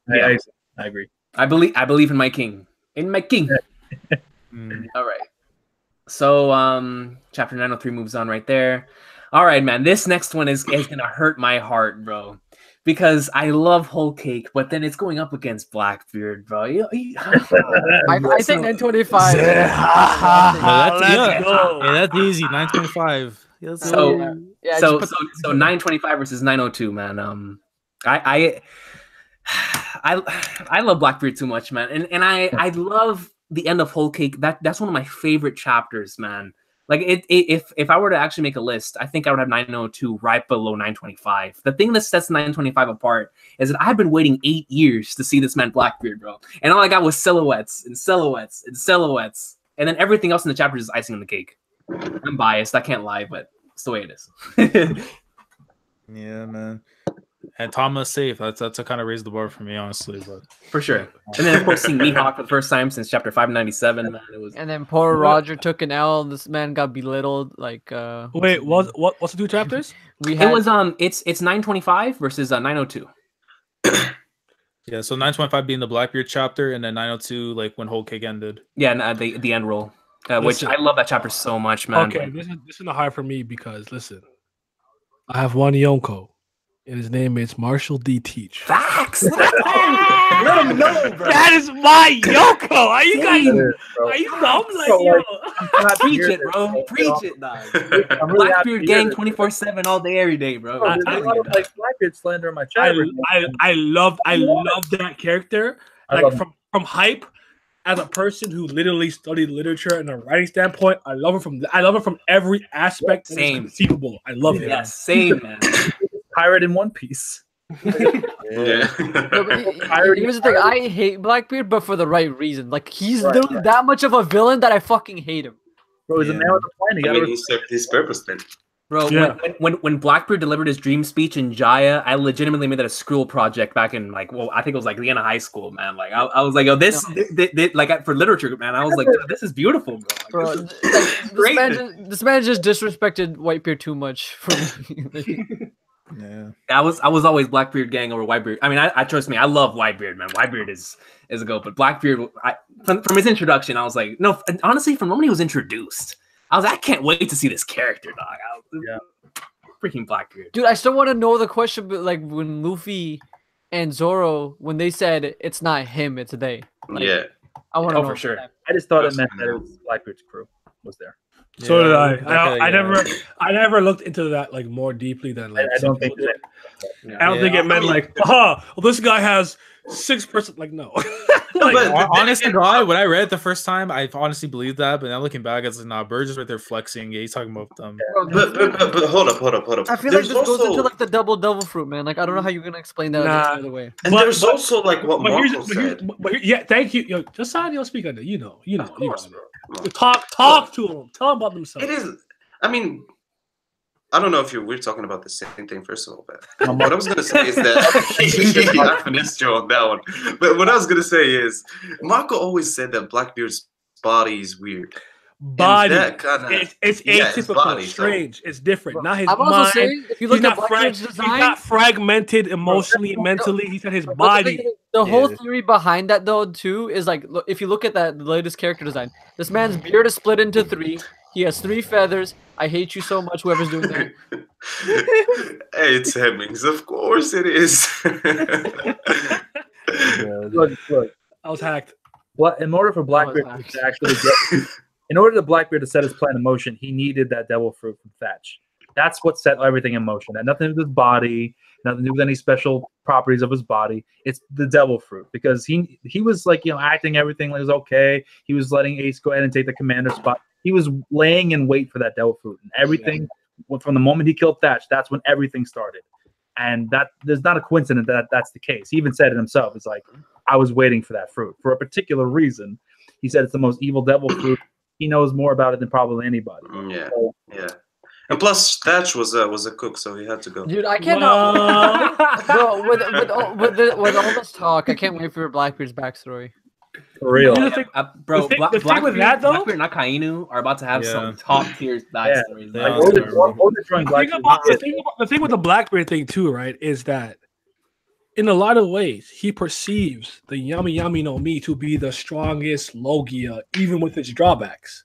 Right. The same way he kind of perceives the Girl no Mi to be the strongest Paramecia. Yes. So because Sumi wants the strongest Logia. So like that has nothing too much maybe not to do with I do believe that the Yami Yami no Mi is important to how he's able to draw in abilities and maybe be a devil fruit merchant and be handing them out like how he wants to. Right. I agree with that, but at the same time, it's like I perceive this to be the strongest in this category. That's why I want it. I want the strongest in this category. That's why I want it. Yeah. I want the strongest Zoan. That's why. Not because You guys think? not because I specifically needed this to do X, Y, and Z, but I can see why you perceive it that way though. To get the strongest zone, what do you need to kill Yeah, Kaido? he's gonna come. He's gonna Yeah, wait. I was for just about to Kaido say that. fall, and he's Yeah, gonna you would have to. We're gonna see him. Dragon, Dragon, Unless- Black unless Vortex the biggest- causing earthquake. My man's gonna cash in. Unless like again, like unless Oda wants to kind of get another twist on us and stuff, you know how we thought Josu's fruit's gonna go to Shiryu. Like Blackbeard, whoever the zone fruit he gets, probably not gonna be from Kaido if he wants to throw us another twist. Yes, you're right. He probably There's probably something freakier than what Kaido has, and that was just say to me that how great of a writer is of Oda is that he's able to take it to that level. For sure. But how great would it be if Luffy like ends up taking out Kaido with the help of whatever, and then Blackbeard just swoops on in and just I would expect him to do that. Like, that would be That's a fed up, bro. I kind of want that, Loki. Me too. I wanted to cash in, win the bank. yeah, I mean, but then this again, is this is like the verse 4 Yonko saga, whatever it's called. yeah, Bro. but I don't, man. we I can mean, go there all will be Yonko. no more Yonko Yeah, after we can- that point. Just a random thought I want to throw in because we were talking about like Endgame 1.0 just quickly here. Yeah. Do you think that Morio's gonna show up and we're gonna have a Gear 4th Shadow Luffy? Put that man in the grave. Huh? The I goat? None of that Moria stuff. This man Shadow Luffy, he had a bunch of fodder within him, and now there's nothing but strong people in Wano, bro. Oh, This yeah, means yeah, Shadow yeah. Luffy is gonna. It'll be one hell of a power up for sure. Warrior top 1. I'm joking. No. I want to see him do something in Wano. I don't know what that whole like Shadow Luffy gear. I feel like he has to come back because of his beef with Kaido. Yeah, I feel that though. Oh yeah. I know That has to for tie sure into the that. character. I'm not sure about if Shadow. Even if it's under the I guise thought of about it. Like, what if Moria is able to take like all the other supernova shadows and give it to Luffy, bro? That's what I'm saying, bro. Good Like, lord, and not dude. just that, like the Can you imagine that? and you gotta I don't remember too, this won't affect them in a bad way because this is taking place at night. This is not daytime, so they won't die. This Oh, is yeah, all happening. Yo, real talk. If Luffy had the abilities of all supernovas, it'd just be Ben 10, bro. Like my man would just be switching, going ham, bro. But that's a good way to power him up against Kaido and stuff like that. Like Yeah, putting all the and it'll be supernovas more powers within him. reasonable. I think one Yeah, I like that idea. power up for Luffy is that we have Hawkins' ability to find. You know, he said that he has one of his cards or have the ability to awaken some sort of power within someone. So that's definitely gonna be used against Kaido. I don't know who's gonna get it, probably Luffy, but that's happening for sure. Somebody's gonna stand, bro. Yeah, for well, But overall, guys, 925 or 902. 25. sorry, 925. 925. I agree. 925 as well. Yeah. Blackbeard, dude. 925 for you as well, Naya. Peach. Yay! But I could hold. Mr. Wash. Oh man, this is fascinating, man. So what we have here in the final four is one Wano chapter and 3 Reverie chapters, man. So Back to back, like. So starting off on the left side, I know it's gonna be very, very, very hard. I already have my decision. I made the decision before I made the stream which one I was gonna take to the end. But chapter 907 versus 908, man. On the left side. If anybody else wants to go first, I guess you have the floor. Yeah, I mean, right now, man, look, you got my number 1 and number 2 going at it in the semifinals, bro. That's not fair. But honestly, I still gotta stick with 908. Just because of the fact that, like, you know, what M's gonna play for like the later parts of the story and stuff, man. We actually got to find out that for like the longest time, we had no idea if like there was a being higher than the girls say. And there was little rumors and inklings here and there that could have said something. But the fact that the main antagonist of One Piece Like, how does it get any bigger than that? You know, like you go with the voice century stuff, but for the current events right now, with the same air you and I are breathing in, this is the person that is going to be our main antagonist of One Piece. You know, So we have one chapter that's every page is a banger versus the last 2 pages changing the whole game of One Piece. Yeah, Which is- but that's hard. the rest of 908 is also really good too. That's the thing. I will say with 907, there's a lot of like Shirahoshi, which There's 907 with Shanks snitches. Yeah, and yeah. Shanks Snitch, snitch, know me. yeah, I don't know, man, that's tough.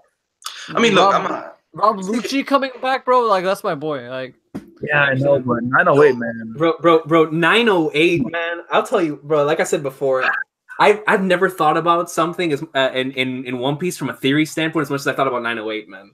yeah, bro. Because the thing is too, like I remember people even weekly were saying like, you know, like as soon as we saw M and then the person that was kneeling for the M, people thought it would be Shanks and stuff. You know, seeing like the posters and stuff for like Luffy, Blackbeard, Shirahoshi having a sword right through it. This stick figure thing walking up the stairs with Vivi's picture and stuff.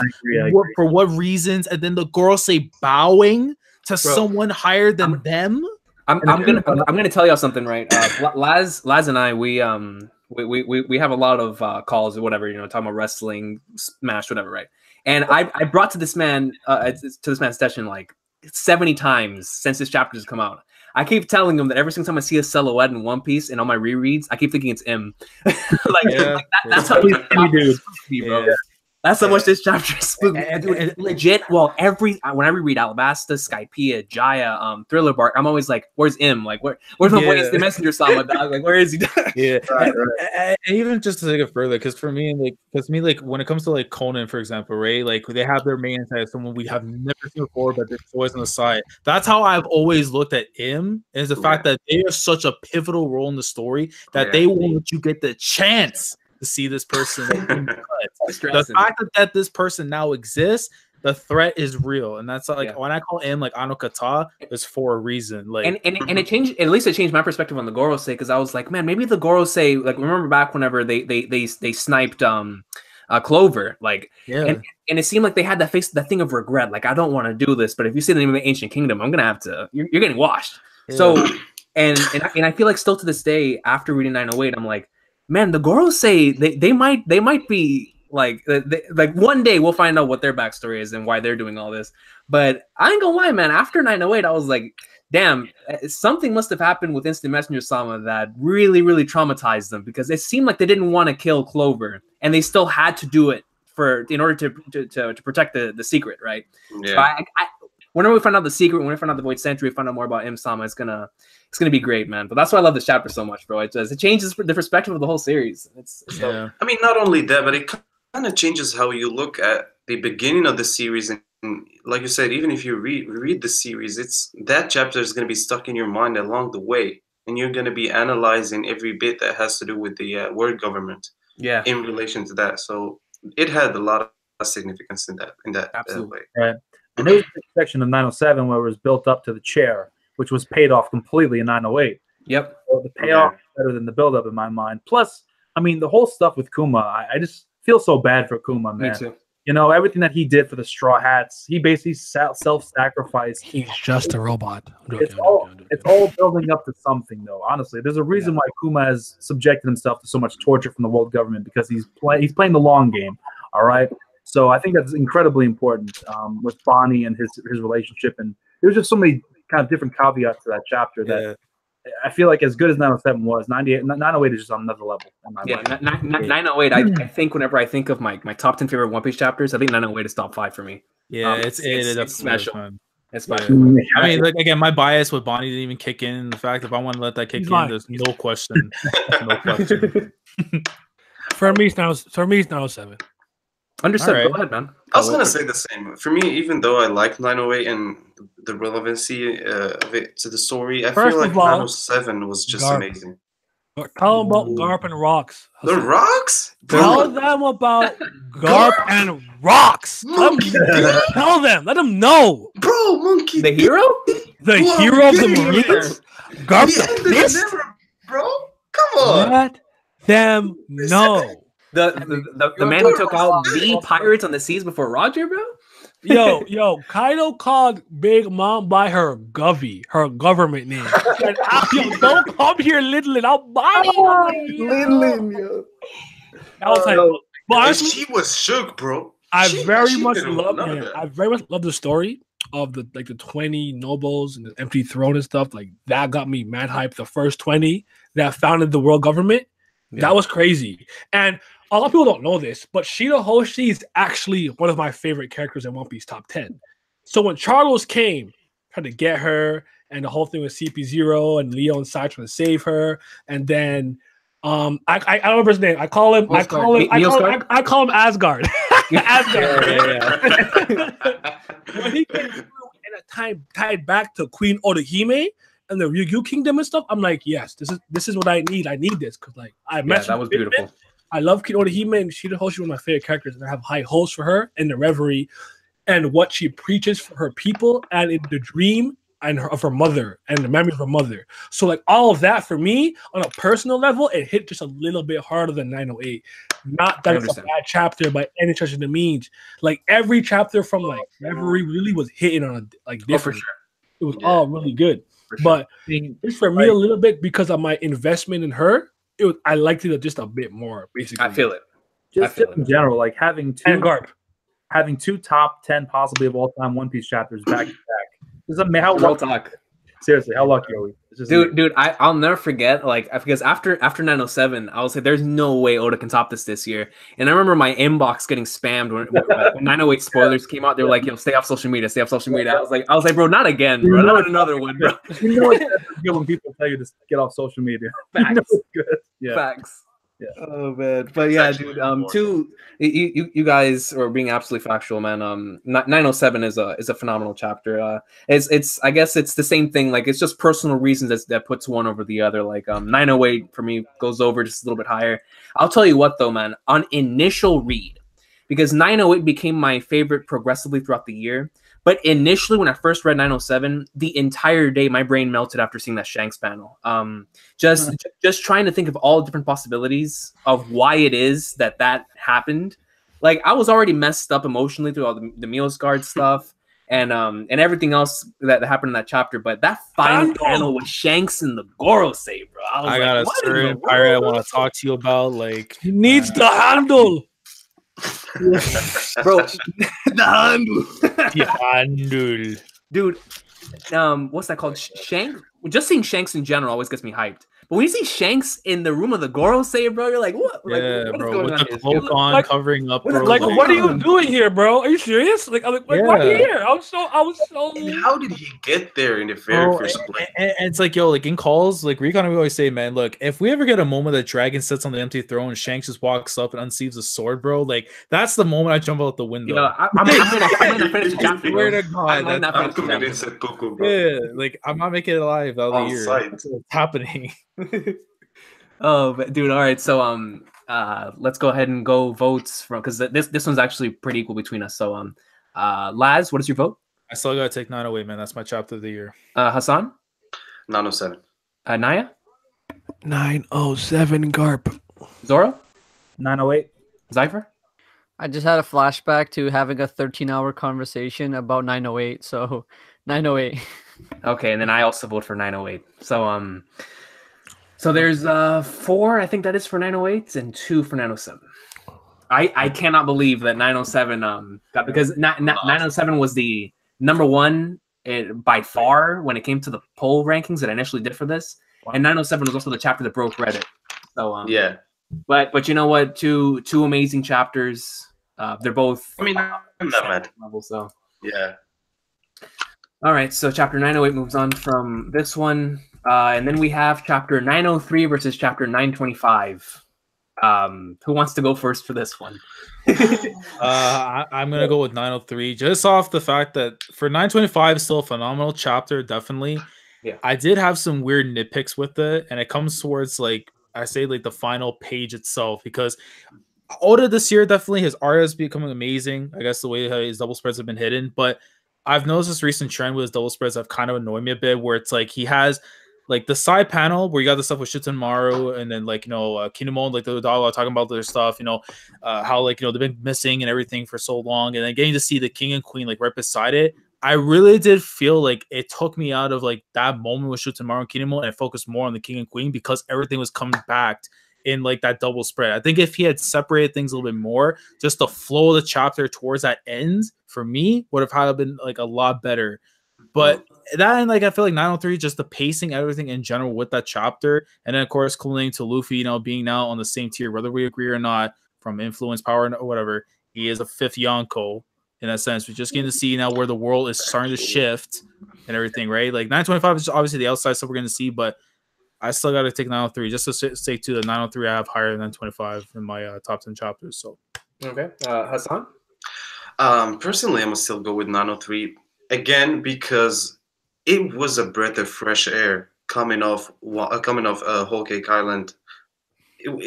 Let's just face it, Whole Cake Island was drab. No matter whether you like it or not, it was kind of a long arc, and then going from.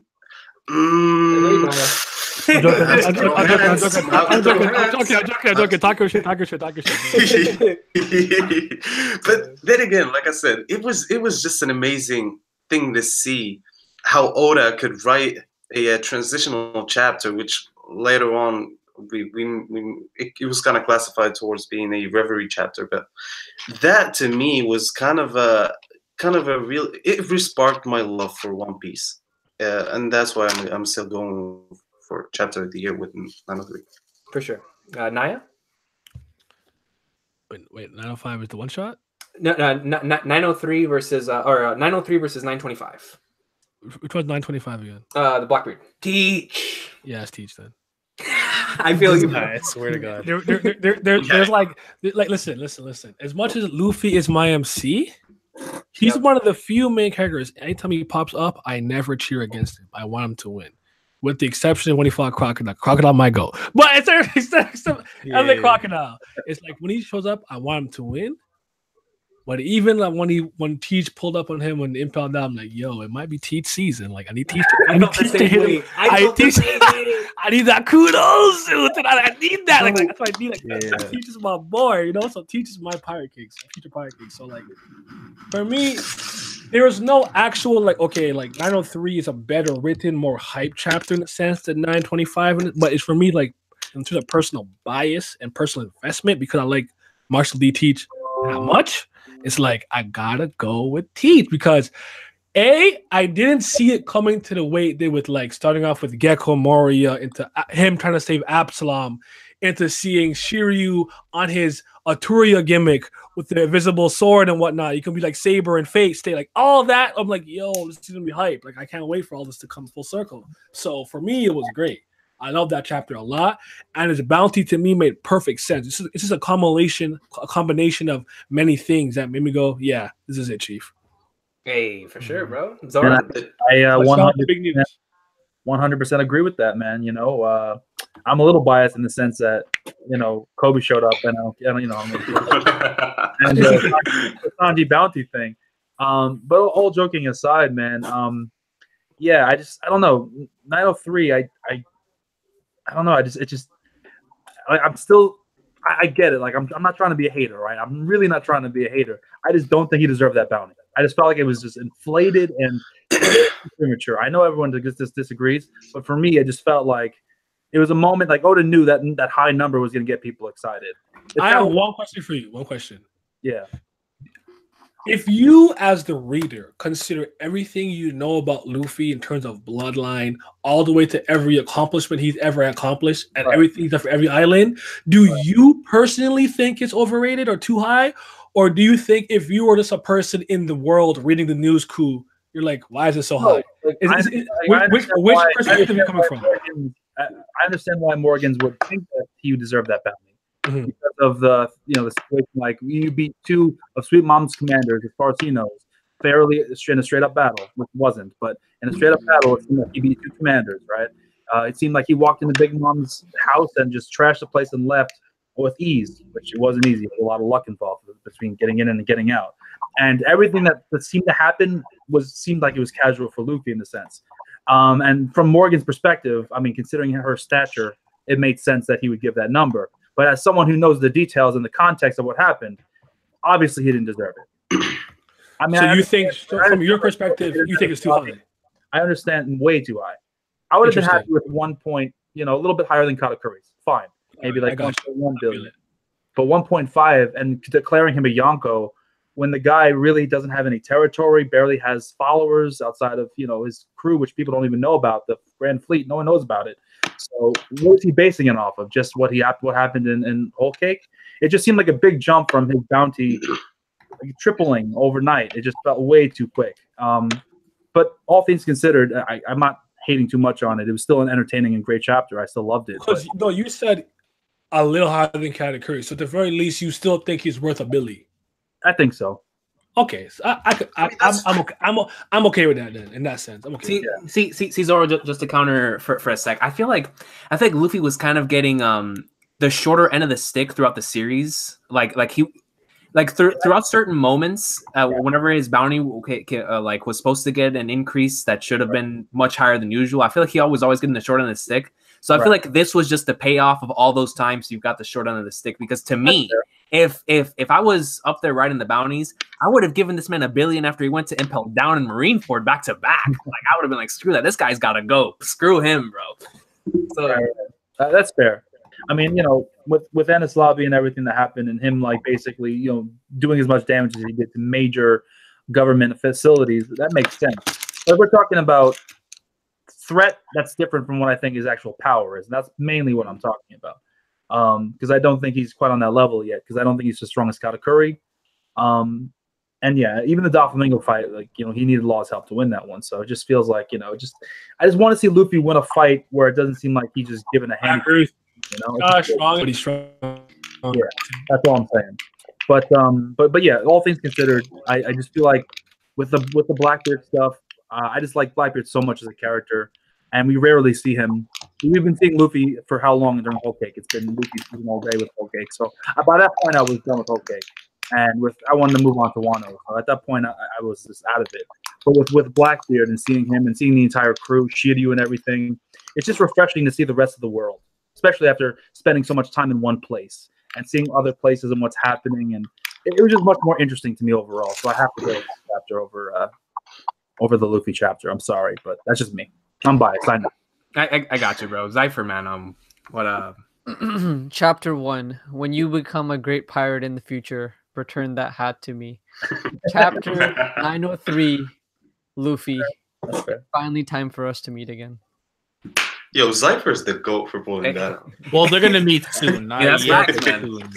Yeah, soon is gonna be like 3 years. I mean, you're not wrong. I'll take it. I'll take it. I will take it. I'll take it, bro. So it looks like the chat's going to have to be a tiebreaker because 3 have voted for 903, 2 have voted for 925, and I'm definitely voted for 925. I really, really love 903. 903 reminded me of just like Zypher said, back to the beginnings of the series. Has a special place in my heart for being a part of the weekly experience.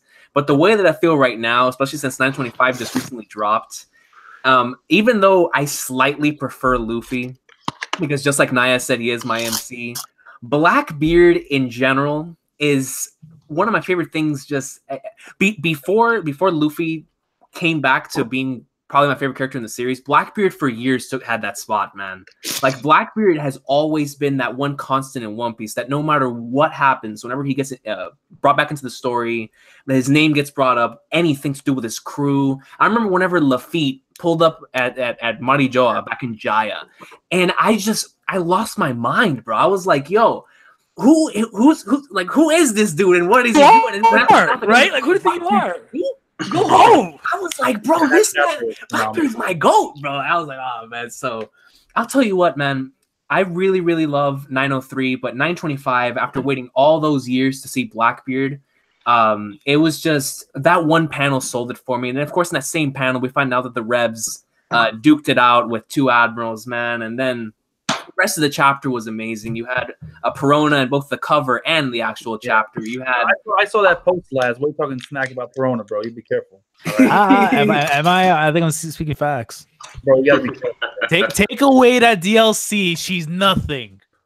So He He's said better it. than Bonnie. and then you had Mihawk coming back, man. And then you had the possibility of the abolishment of Shichibukai. You had Moria coming back into the story, which we were all wondering when that was going to happen. Shiryu, man. You had Devon taking Kurama. You had we have an issue. so many great things. Yeah, what happened? It's basically almost 8-8 right now in the chat. Wait, It's it it's says it's 8-8. 8-8, Yep. yeah. Oh Lord. First 1 to 10 wins. yeah. First 1 to 10. Yo, that's crazy. Yo, these two chapters are really close. You gotta count them. I didn't see the votes. Okay, yeah. Let me. I think Zaki and Silver are doing that. Yeah, so let me see. Post your votes. We Let me can see. see it. 3, 2, 3, 4. Mine is worth 2. Come Yeah. on. Exact, man. Yo, last. Last. Yes. Oh, it's really split though. No lie. Yo, Cal. You say what, sir? Yo. If we're doing, No. Wait, Alright, who so- out? Calavan. Oh, yeah, I know. You want to quickly do a straw poll? I know. Oh yeah, let's do a strong. Yeah, I can make one. Let me see. All right, yeah, do a straw poll, bro, and then just post it in the chat, and then we'll, because yo, this is hard, bro. Oh Wait. Yo, bro, man, 925 and 903. Shout out to these two chapters, bro. For real. Big goats. You can't go wrong either chapter. Both are good. I agree. You know. I agree, man. Absolute We're greatness, just man. splitting hairs at this point, with all these Yeah. great chapters. All right, putting it in the chat. All right, whenever you go to it, I'll vote. Mm-hmm. In the meanwhile, can we talk about how awesome Zoro is? Yeah, let's do that right now. Bro, quick. can we talk about page 1 real quick, bro? Yo, page 1, bro. Yo, That's the most beast name I think I've ever heard, bro. Bro, I don't know what the hell's going on with that hair though. It's like he's in like My Chemical Romance or something. The hair going that way. I don't know what's up. yeah. Yeah, bro. On a T-Rex or on a Allosaurus. Wait, Whatever. you made a second one? Yeah, I just made it right now. I just made the first one. Oh, okay. Well, I guess we can use the second link. Wait, which one? Laz's link? I just put it right now in the YouTube chat. Use Laz's link, guys. All right, so it's 7 votes in total right now. 4-3 for 903. Use my link. That makes a third one. Dang it! Now it's 4-4.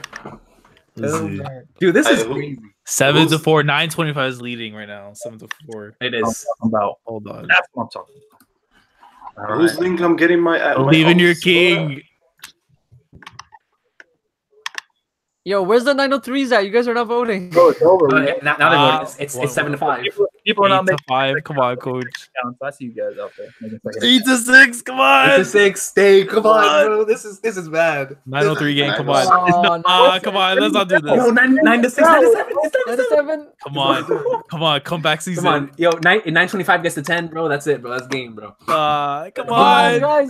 903s, where you at? Come on. 903. Nah. Bro, it's still 9 to 7, bro. 9 to 7. I hear the refresh. I'm like, button. no, 98. Come on, kick out, coach. Let's Kick go. out a 2. Kick out a 2. Bro, I swear, bro. If it gets down to a buzzer beater, bro, somebody make the 3, bro. Somebody gotta make the 3. Come on, tie the game. Come on. God, bro. Oh. Bro, somebody vote for the love of God, bro. Let's go. 903. 903 game. Come on. This Come on. Get through with that. Come back. I feel like I'm about to win the lottery or something. Come on, coach. Bro, what about if they both get 10 at the same time? What are we gonna do then, bro? And then I'm off of myself. We're playing rock, paper, scissors or something. Oh, All right, I keep refreshing, bro. The moment I see one of those things move, bro. Oh man! come on, somebody vote. Have a heart. Dude, who's gonna make the buzzer beater? Oh, No. 925 wins. 925 wins. No. Leave it to me. Marshall D. Teach. Oh man. Yeah. 903 disbelievers. Oh. All right. I mean, look, both of them were fantastic. Oh, for sure, no question, man. But one was better. Yeah. Chief called and said this ain't it. I am Chief. They call me. Good.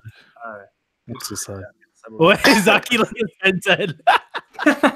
Wow. All right. Wait, 11-10. Let's go. 9-3-1. Let's go. Hey, bro. We said first to 10, bro. We said first to 10. Yeah, no. It's too late now. It's too late now. But like, come on. Who the guy who's sleeping? 903. Hey, whoever voted after the fact. 903 is at 11. What do you say?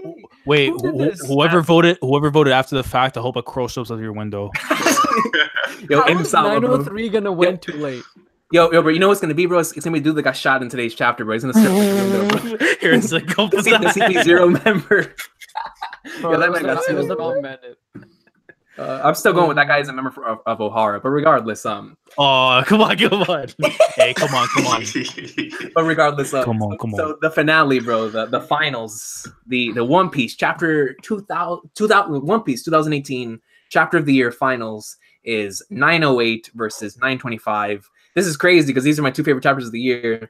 Yeah. And I've been going with it the entire time. I still got to go with it. I'm still going with 908, man. Yeah, this one's actually a lot less close than the last one. I think it's And my 908 season, man. Like, he's my favorite. bro, look at the Blackbeard is a goal, definitely. But man, look, main antagonist, him Simon, man. His name is Blackbeard. Yeah, what's up? Yeah, I agree. Look, I've got to vote. I think I'm gonna vote for 925 because Hey, look, you got like a lot of grammar mistakes on your essay. No, what I'm gonna say right now, when M was cutting that pay for Blackbeard, look, Blackbeard not to M. oh shit. See, I don't know if I can say all that. That's just classic underestimating your opponent. You don't get clapped up. No. Are you crazy? When you stand at the top as God, you just look down at everybody else, man. Giving orders, not in the battlefield. I sleep. Bro, I'm gonna say one thing though, lads, bro. It doesn't matter if he's Monkey D or not, bro. They fear the D's, bro. Marshall D. They fear him. Bro, here's the thing. 925 came so late into the year. I gotta put respect on Oda's name for pulling something this late. And when basically people were saying, "Oh, we're in Wano. It's gonna be sale at the beginning. Nobody thought anything big could come out of Wano." And then 925 dropped. Whoa. I was hyping on Wano for years. What are you talking about, man? No, of course. Look, Wano as an overall arc will go down probably as one of the best arcs ever in One Piece. If not shonen. Yeah. But a lot of people had problems with the beginning of Wano. Me personally, I actually said that every chapter in Wano has been a 10 out of 10, basically because of the overall Japanese setting in Wano. Bro, you already know, like, people are saying that One Piece is going to be overthrown in 2019. I mean, are you kidding? It takes place in Japan, and it's being done in Japan. And next year in the anime, we're getting Reverie in Wano, and then we're getting a movie. Like, it's going to be a crazy year for One Piece. Bro, it happened. Also, my it's hero, One Piece, bro, but so 2019 is year One Piece. And even then, like, remember back in the day when Attack on Titan almost dethroned One Piece, but then the next year it was flat. When is it supposed to come out in August? I don't recall. I think it's August. If they pull a My Hero Academia like they did at Anime Expo and they premiere the One Piece movie at Anime Expo, oh my lord! Actually, well, it's gonna be a month after the fact, so we won't be able to. No, but like the My Hero movie didn't come out till August. In Japan. That's true. Look, My Hero could bring the second coming of Book Genesis, and it's not going to be toppling One Piece. One Piece is just on a league of its own, bro. Talk to him. I really like My Hero, but mid-hero. Hey yo, you gotta chill. My Hero will definitely one day hold the throne, but not when One Piece is airing. He is lying. Oh my no, bro, hold up. I feel like, bro, My Hero's gonna end well before One Piece ends. Oh yeah, that's facts. I don't know about that. Like Horikoshi said at 100 chapters that he's 10% done. I don't know. Horikoshi's ugly. Later Horikoshi only got 10% left in the tank right now. Horikoshi's ugly as hell. That ball break. Bro, don't worry, bro. He's gonna pull up Togashi. He's just gonna disappear on us for the rest of the That year. man got 10% left in the tank. That Yo, bro, I'm gonna be honest with you, bro. From here until the end of One Piece, with all the greatness we're gonna be getting, dog, if any series even comes close, that's respect. But nothing's overthrowing it, bro. If Attack on Titan couldn't do it this year, bro, I don't know what can. Like, Oh yeah. Come on, like Most definitely. I mean, there's always a new challenger to try to take the belt, but the man always defends his title, and he's going to continue to do so. You know, he's just too big right now. Bro, and that's like Tell them about themselves. You gotta all joking aside, you gotta understand, like, maintaining a story is a lot harder than writing a good one to start off. And as much as I like My Hero, it's going to be harder to maintain it because there's not like a vast world to the same extent as One Piece is, where you can do kind of arc by island by island. I think it'd be harder for him to maintain the storyline of the hero than it would be for Oda to continue doing what he's doing. That's just my opinion. But I'm just saying, has Floyd Mayweather ever lost a game? I mean, exactly. And look, 11 you pages a chapter. boxing break though, right? 10 pages a chapter. I don't know. I don't know. Wait, I don't know is if it it's- really 10 pages? I have an issue with that. I got Bro, so annoyed with I this. feel like- Quality writers at least put out 18+ pages a week, man. Oh.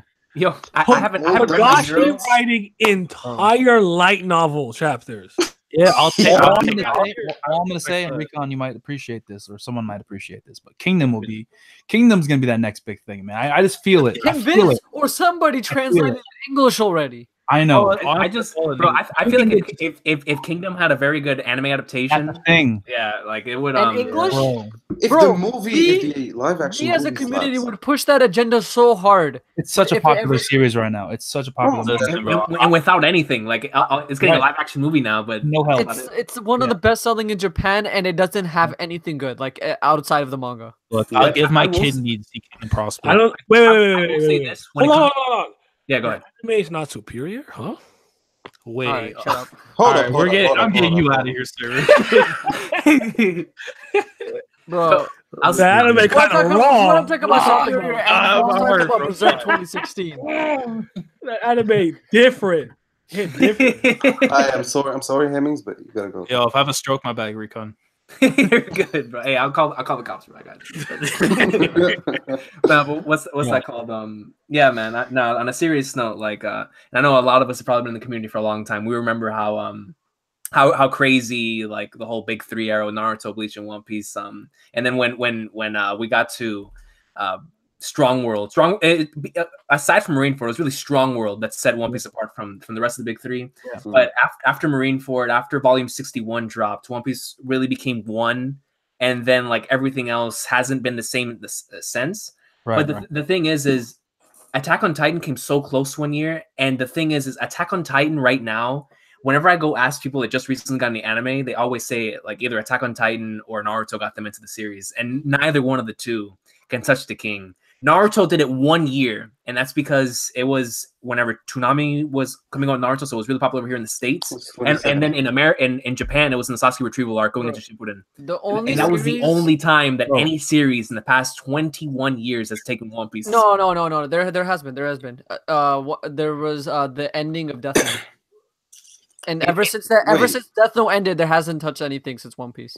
No, but is that just a single volume or in a whole year? Like a whole year's worth of volumes? A whole year's worth of volumes. For Death Note? Are you sure? What year is Like this, the though? overall year, I don't know if how many volumes that sold that year, but like the copies of Death Note sold more than One Piece. I mean, I don't know. I'm gonna have to see this, bro, because I just looked it up a couple I'll weeks Meltzer, ago. I'll Meltzer. One thing I know for sure, One Piece been the leader for 10 years now straight. I think ever since 11. Naruto beat it that one time, and then it continued after that. I think Yeah. it was in 2006 top manga sales. 2006. Because I know Nana as a single volume outsold whatever One Piece volume came out at that time, which I believe it was in Thriller Bark. Oh That's yeah, right, so Nana was really old. volume 10 and 11 of Death Note outsold, and no, actually 3 volumes of Death Note outsold all of One Piece, and One Piece came out with 4 volumes. Volume 10, 11, and 12 outsold What all year of was One it? Piece. Yeah, so serious Was sales. this Yeah. Foxy art? Was this Foxy art time? I'm just curious. No, Foxy was 2004, I think. So Yes, it was volume 41 through 44. So this is like, but that couldn't have been the whole year. That had to have been like half of the year. No, because it's it weird. includes 4 One Piece volumes and 3 Death Note volumes. What volumes? Is it like 40 something? 41 to 44. Yeah. What? It That's- outsold the end of Enies Lobby? Yeah, that's in his lobby, I basically. mean, it's Death Note, bro. That's Death Note's crazy. considered one of That's the- crazy. January Bro, 1st, but that's the end of Enies Lobby. Bro, Volume 41 That's to me is crazy, like bro.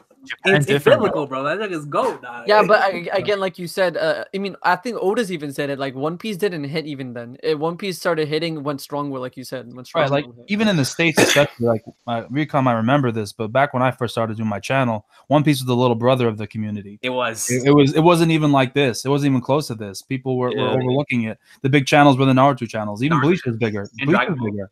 Yeah, these sales are being tallied from January, the beginning of January, up until the end of December, like the last day. So that's I mean, but yeah. look who's when I eating look at a good series now. like Death Note, I literally cannot blame people because like people are like on the edge of their seats, right? Because Death Note was one of those series like Yeah. you're on your edge of your seat and you need to know every single like you're Right. reading each volume. You're like, what the hell's happening?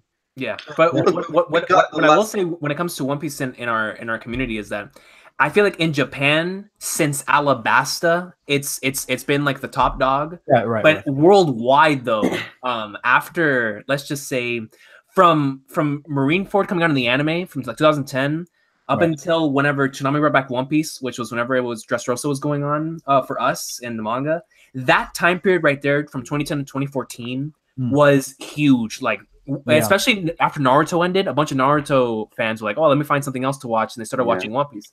Right. So it's that was like the big boom period over here. But I feel like in Japan and I think also in France, because I know France is really big in One Piece as well. In the Arab world too. In Yes, Germany. precisely, and over there Germany as well. Yeah. But I know for a fact that in Japan, Alabasta was the arc that really put it like on the pedestal, and then everything that came after was, of course, we know Marineford and Stronghold did, but Alabasta was really the arc that set it off. Yeah, for sure. I mean, but how do y'all feel about like a lot of people lately been getting into One Piece, and I think maybe it's because of the game, it's just Jump like how Force? much we've been conversating, man. Like I've seen so many people, like how like me, Laz, and everybody in the community interacts on Twitter, and so many people see it. Like people retweet it, and other fandoms end up seeing it. I've seen so many people like this year tell me like, "Yo, I tried One Piece because of you." Like, And I think it's very important to realize like people like Khan, for example, really kind of made it like a thing to react to One Piece. Like Khan, especially he wasn't the first. He wasn't the first, obviously. Like, he had an entire Naruto fan base, and he transitioned to One Piece, and he brought those people with him. Yep. Exactly. And like now a lot of people are following suit. You got a lot of reactors to doing One Piece stuff, and it's great. It's really amazing to see because, like we said before, One Piece was the little brother, man. It was like you can get no views doing One Piece views. One Piece, videos in 2015. Now you have like Tekken like dominating. What was fascinating as well about that time, which is why I think we're getting so many One Piece reaction channels right now, is because Jump Force was revealed the exact same. I think it was either the day or the day before 907 dropped. So you had Reverie coming out, which had everybody on Twitter going mad, everybody on Reddit going mad, everybody on YouTube's going crazy. And then in this Jump Force trailer, you have all these Naruto and Dragon Ball fans saying, "Well, what is this other third series? And why does it look much cooler than whenever I watched it as a kid on 4Kids?" You know what I'm saying? Like, so a lot of people were like, "Oh, let me actually try it and let me actually want to watch it." And then, of course, the Khan effect, too, just like Zoro was saying. Khan, and they had Luffy, like, the main... They had him at the dead center of the game. Of the I recently got my cousin into One Piece. I'm very proud of 2019 is going to be a huge year because, like, 20th anniversary of the anime, Reverie and Wano's going to be hitting in the manga, and all of us are going to be pushing that agenda. The World Seeker game is dropping, Jump Force representation, and the movie. Yeah, and then just in general, anime is becoming more mainstream. Like, I just got my cousin into anime, and he doesn't watch like anime at all. And he's like, "Yo, man, that pirate is dope, bro." Like, I'm telling you, dude. I feel like up until I recently just got one of my coworkers into the anime right now for One Piece, and he's loving it. He just got to Beretti, so I think it was up until 2015 or 2016. I feel like I call it Beretti, okay? No, but Already? Not like a gun or something. that's the wait, Laz. That wasn't the issue. You said Beretti, and I'm like, what the fuck? I actually did not know what you were talking about. That's a difference. Nah. If you wanted to say Naturo or be wrong, but I know you mean Naruto. I'm like, what the hell's Beretti? Bartier, Beretti, the same thing. No, It's the Sanji arc with the Zoro moment. It's the launching point of One Piece. for me. Beretti, dog. Yo, I'm weak. Oh shit! Already. It's like the Manawa moment. Manoa. Silva's sick of that. Hey, Laz, He truly Silva's is. sick of that. Yeah, he truly is. Put a pasta or something, bro. Oh my god. No, but seriously, like the Baratier though is seriously like the jumping off point for me for One Piece, bro. Because I mean, East Blue's great and all, but once you hit that Beretti, man, it really takes it to another Bro, level. I'll tell you what, man. I always talk about Arlong Park really, really highly, right? But the moment that truly made me realize One Piece was special was at the end of the Morgan arc, whenever Luffy allows himself to like he basically puts himself in a situation where he's trying to make Kobe hit him so that Kobe doesn't get caught by the Marines.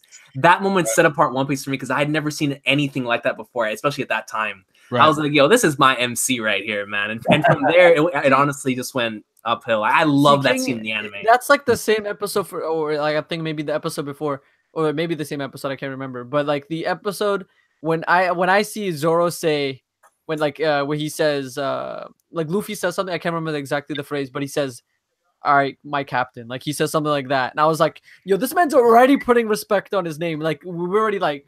Oh, that was right after they defeated Morgan. Like, like Luffy punched Helmeppo, and then Zoro cut Morgan, and then Luffy's like, "Nice," and then Zoro's like, "Yeah, Captain." Axe hand, his axe. Yeah. Bro, from the jump, I was already in. Yeah, that's pretty. Yeah, man. But Arlong made me a fan forever, bro. Like, I don't know if I would have even been doing YouTube videos if I never watched the Arlong arc, man. Like, yo, when I like that arc really said, because I had just been trying to find something, man.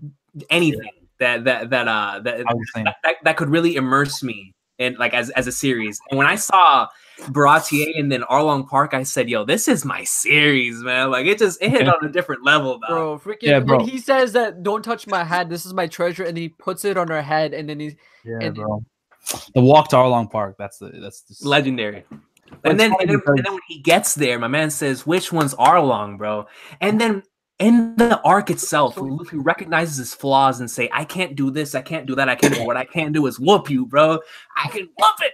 I love it. I love it. And then of course, taking out the all of Arlong Park when that final hit showcase, and then whenever he started destroying the room that really chained her to that thing, I was like, God, man. And then the final thing that he says after whooping Arlong is, yo, like Nami, man, you're my Nakama. Like you're my friend.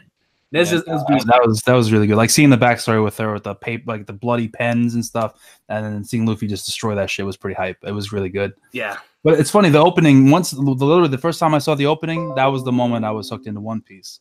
I was looking for a new ongoing series. I was watching the show called Get Backers. I don't know if anyone's ever seen it. It's old as shit. It's a long-running anime. I was right getting into anime, right? So I was like, oh, should I check out this Get Backers? And I was finished with that, and I was like, oh shit, I need a new series to get into. And I heard about One Piece, and I saw clips about it. The art style didn't really kick with me at first. But then that opening hit, man, the We Are, and that music hit, and you see Luffy jump off the cliff, and I'm like, fuck, this is awesome. Yeah, adventure, bro. I'm ready. You know, it's crazy to me. Like, I'm ready for this. It's crazy to me that the art didn't resonate with a lot of people. For me, I'm like, this is my kind of artwork. It's not bad. Like, like the eccentric art style, if like in a sense, because I like by nature, I just like goofy stuff by nature. Me too. I was like, oh, I'm like, yo, I'm gonna love this because I like that it's not too much drenched in reality. Well, a lot of people on the West. A lot of people on the West Coast, they like sauce and drip. Yeah, oh my God. They're used to a certain sort of art style. Like as a kid, you watch certain shows, you're used to certain art styles for animation, and then you see this weird kind of contorted, weird character design, all these fat people and weird things. It's weird, but it's good weird. And the big feet. Bro, there's no other character that has more sauce than Lucky Roo in any anime, bro. Yeah, Lucky Roo got sauce. He had one of the best debut matches you can ever think of in the series. You know what's crazy? He caught a body in his debut last, bro. Yeah.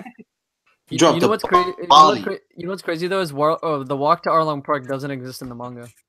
Yeah, I know. Yeah, It's one of those things that really sets It's the same thing with the walk to the Frankie House and the walk to the Giancorte Plaza. It's one of those things that really makes the One Piece It's not anime an really, epic really special. musical number walk to the park. They still have to walk there. Yeah. It's sort of like spread out through the panels. You just don't really see the actual. Yeah, I got you, Because it transitions from you Luffy just and cut to the saying, next "Let's scene. go." You like the No, important because he panel. says Nani he and Sokka were basically blocking says the they're entrance gonna with their go, swords. And then I get it. And then Got you. two pages later, he's breaking down the door. Yeah, Like, it's- I got you. I know what you mean, but I'm just saying it's not like it didn't happen. Though. Like they still have to get Right. there. Yeah. Yeah, exactly. But yeah, getting back to the finale right here. So it was 908 and 925. Who voted for? Well, I'll start from Laz. Laz, which one do you vote for? Yeah, I went with 908. 908. Hassan. 925. Naya. Say Zoro. 908, man. Zypher. 908. All right, and I got 908 as well, ladies and gentlemen.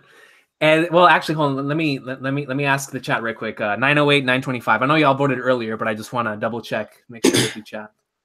Let's see. kudos. Because 908 might be our chapter of the year here, man, which is gonna make me really happy because we support Instant Messenger Slime on this channel, folks. and that way he won't snipe me whenever the Ancient Kingdom gets revealed. Yes. Let me see. We got 908, 908, 925, 925, 908, 908, 908. All right, yes. Just based off what I'm seeing right here, that looks like 908. It's like a whole string of 908. Chapter 908, The Reverie Begins, is our chapter of the year, ladies and gentlemen. The Reverie is just so Round of applause. Yeah, round of applause for chapter 908, man. Omedeto. Really, really great stuff, man. But no, Itadakimasu. well, before we get back to what we were just talking about, I just want to thank, first of all, the people that came by, regardless of whether you're in the comment section or in this call, man, because I know it's, at least for me, it's 1:30 a.m. So thank you very much to everybody that stopped by to do this. But going back to what we were just talking about when it comes to all of us getting into the series and whatnot, do you guys think that if One Piece would have came out the same, let's just say that One Piece aired uncut, the same sort of uncut, and the same way Naruto did on Toonami, would you love the series as much as you love now? That you love now? Because I feel like for me, because I watched it first on 4Kids, and then I came back to it a few years later through the sub, that it was just. I loved it so much, man. I'm not sure if I would have that same connection if I would have watched it the same way I watched Naruto, which was on a weekly basis. Because One Piece was the first long anime I ever binge watched, so it has that special connection for me. So, but I just want to get your guys' thoughts on that. Like, are you? I'm not gonna say are you grateful for the fact that 4Kids exists so that you could binge One Piece, but if it would have aired weekly where you live for certain things, like would the series be any different for you? I don't think the Toonami format works for One Piece. I really don't. Yeah. Like Toonami format works a lot for series that you can just jump into any episode and understand the context of what's happening. A lot of what makes One Piece great is the build up and the emotional connection to the characters in the story.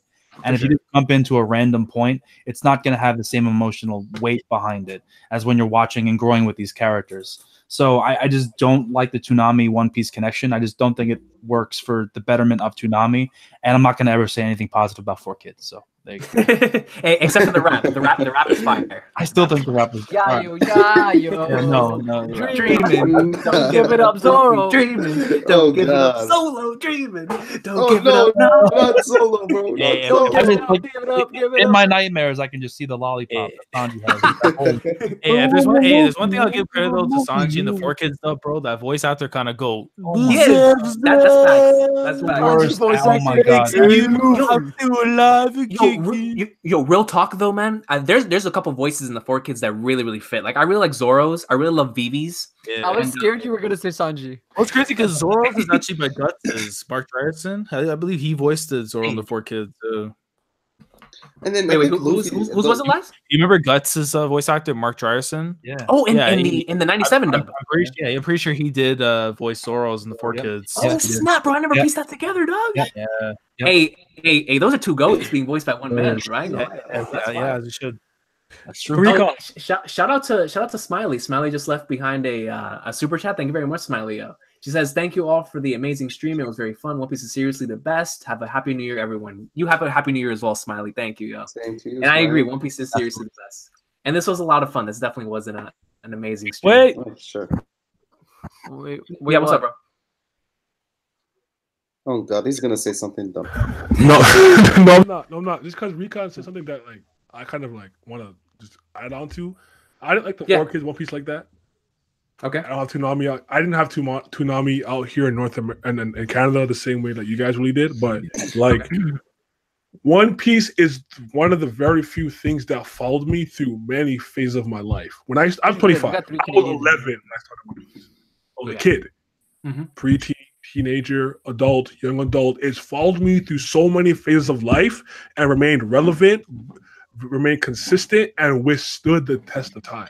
Agreed. That is one of the main reasons I hold it in such high regard. Same. Where it was like, I may have appreciated it differently at 11 than I did at 25, but I still did for a certain reason, one way or another. That's why, to me, it was always going to be my personal GOAT, because I'm like, bro, it always had something I needed from the time I was 11 to 13 to 16 to 18 to 19 to 25 to this day. It has something that I love about it, and that's why One Piece is always my favorite. Hey man, I double what you just said, yo. Yeah. that was beautiful. I agree 100%. I And that's can't say about too many things. Kingdom Hearts, yeah, kind of a little bit. Yeah, for me, the video game equivalent of that would be Metal Gear. Even though I haven't been with Metal Gear my whole life, but whenever I got into it, I found something that I really connected with, and I was like, man, dude, just I mean, still to this day, Solid Snake and Big Boss are my favorite characters in like anything, and yeah, so I understand you love Kingdom Hearts, man, because that's Are you a Snake Man in Smash Ultimate? Come Oh get yeah, these man. sandals. You already Come know, in- bro. Come Yeah, get clapped. Dude, I spam grenades though, bro. I ain't gonna lie. Yeah. Grenade, Grenade, C4. Grenade. Dude, grenade C4, and then if somebody gets close, rocket launchers. Is that right, lads? Bro. I'm not gonna speak on that. if I speak, I'm in big trouble. Bro, we gotta play some Smash. You'll probably kill me, but we gotta play some Smash. I just got it. I'm terrible, but you know, Yo, for sure, bro. Hold on. Hey, Let me get your friend code real quick, bro. Let me see. I'm terrible. Smash, yo, bro. Send that code Ultimate to- is my first ever Smash, bro. But I finally unlocked Cloud, and I'm fucking loving him. Nice. Yeah, you definitely trash. Yo, for because I don't think I have either. Do I have Naya and Zypher? Do I have both of y'all on here? No. No, but I'll just add you on Twitter. I mean the Warlock boy. Ganon, Nice. my dude. Yeah, Rico just DM it to me after. Well, I'll drop it right here. Oh, okay. I'll just drop it in the chat. My friend code. Let's see. I'll They won't pretend like I have a Switch too. Yo, Hassan, bro. Whenever you do get a Switch, bro, it's Smash time, bro. Yeah, or you know what, Tassan, honestly, man, like just sell Silva's kidney, you can get one. For your card. Hey, Silva, I think we gotta go, man. He agrees. Would I consider hosting a Smash Ultimate tournament? Do you want to get I'll leave clapped that- on stream? Is the question you gotta ask yourself. Hey, I most certainly will, but I'll leave that to Laz because Laz has better internet than me. So Laz will host the Smash stream. I'll hold the Jump Force stream because my PlayStation 4 has pretty good internet. So, but my Switch, that junk lags more than anything in history. Code. Yo, you know what? Roger suggested me to get the LAN wire. It helps a Adapter, lot. yeah. Yo, the line adapter, yeah, Recon. We gotta make that business move, coach. Yeah, bro. I'll Bro. I posted on chat. Like if I sell Silvas, you get Quinton's. Oh, I see it's already. Let me see. Bro, I'm trash. I'm gonna Yeah, if you guys already posted, I'm just add it. I have the deep mic again. Yeah, you got the deep. I was gonna say it, but I'm like, you're in the moment. I'm like, yo, I was about to say it fits, bro. Like just keep it for the rest of the stream. Like. I was gonna say you had like the Xehanort pull up end of the series voice. Post time skip. I was gonna say Post time skip, yo. oh my goodness. Hey, yo, while we're at it, I wanna send a message to whoever thinks Komurasaki is Hiyori. Please, for the love of whatever you hold holy in your life, just don't don't say that. Don't do that. Don't be one of them people. I believe. What do you mean? Possible. Yeah, I Bro, believe it too. hell Yeah, it is no, possible. no. I think it is, man. It'll Look, shatter my heart, bro. I'm gonna be cooked. Yo, Because hey- I love Bro, you've Odin. been in One Bro, Piece this hold long. on, We've hold been on. shattered long before. Look, you Don't gotta, do you gotta, Odin like look, that, look, bro. you gotta understand. Oda has a very obvious and consistent way of handling certain women in One Piece. It's happened with Pudding. It's happened with Robin. It's happened with Violet. They seem evil at first, and then they turn around and they have a sad backstory, and then they're not evil anymore. It happens all the fucking time. Yeah, but here's the difference, though, Zoro.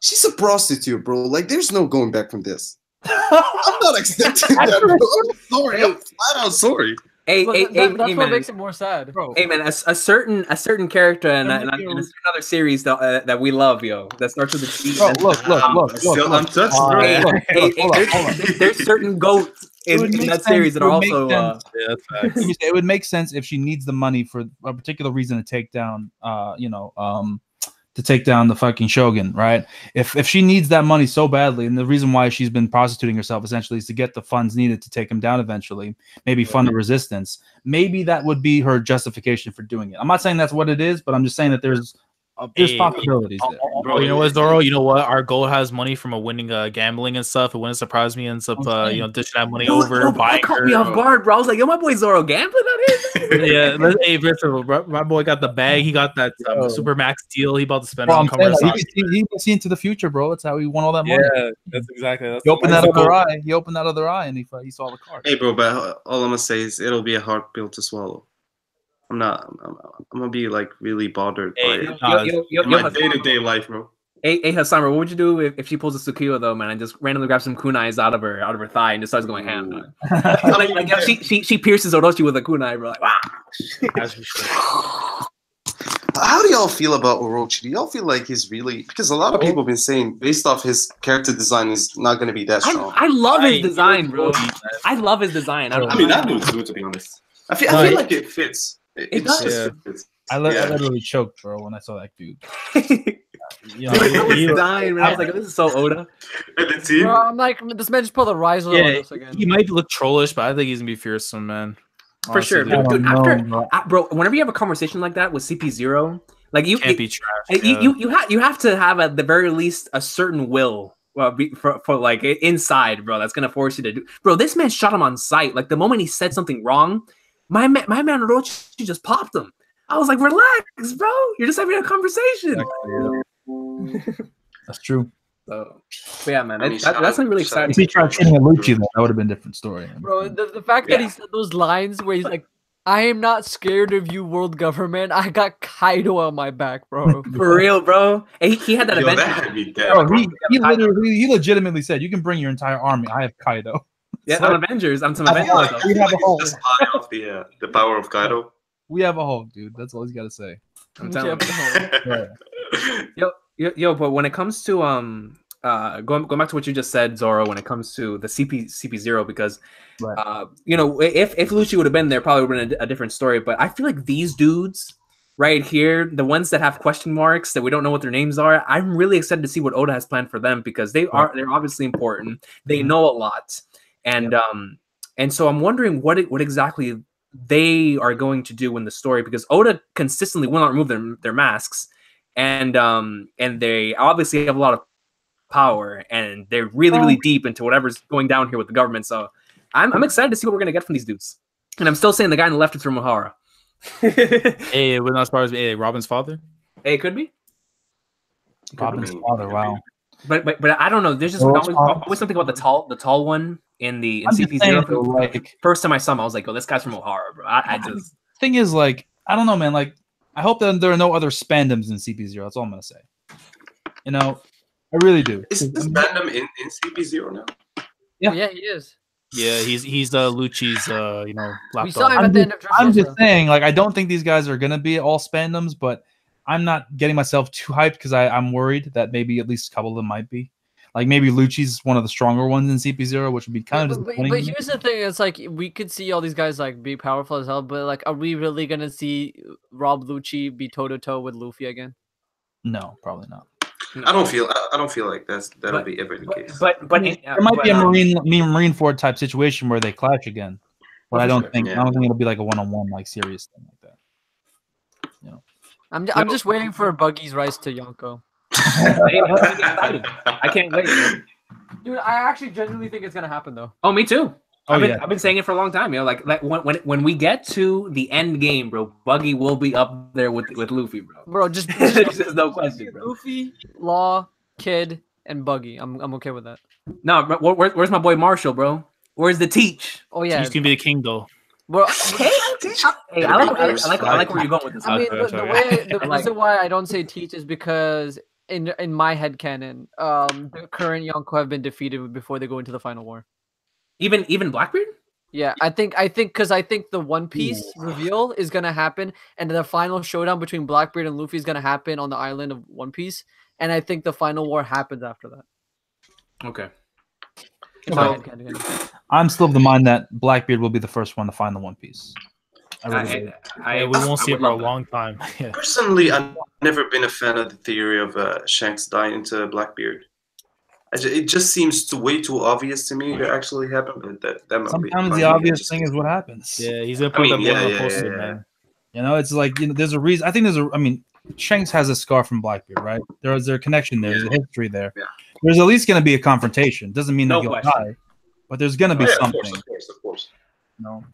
I mean, Linden gotta go. He's the one. I just like obviously Luffy and Blackbeard have a very kind of interesting connection, but I don't feel like it's strong enough yet, personally, in order for him to be like the main villain and the villain kind of person.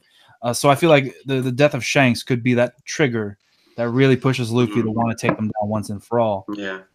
Although, I mean, obviously he's the one who captured Ace, but even then, I just feel like he blames probably Akainu more than he does Blackbeard. Yeah. I also want to know like where Zoro versus Mihawk is gonna fit into all of it. That's a good question.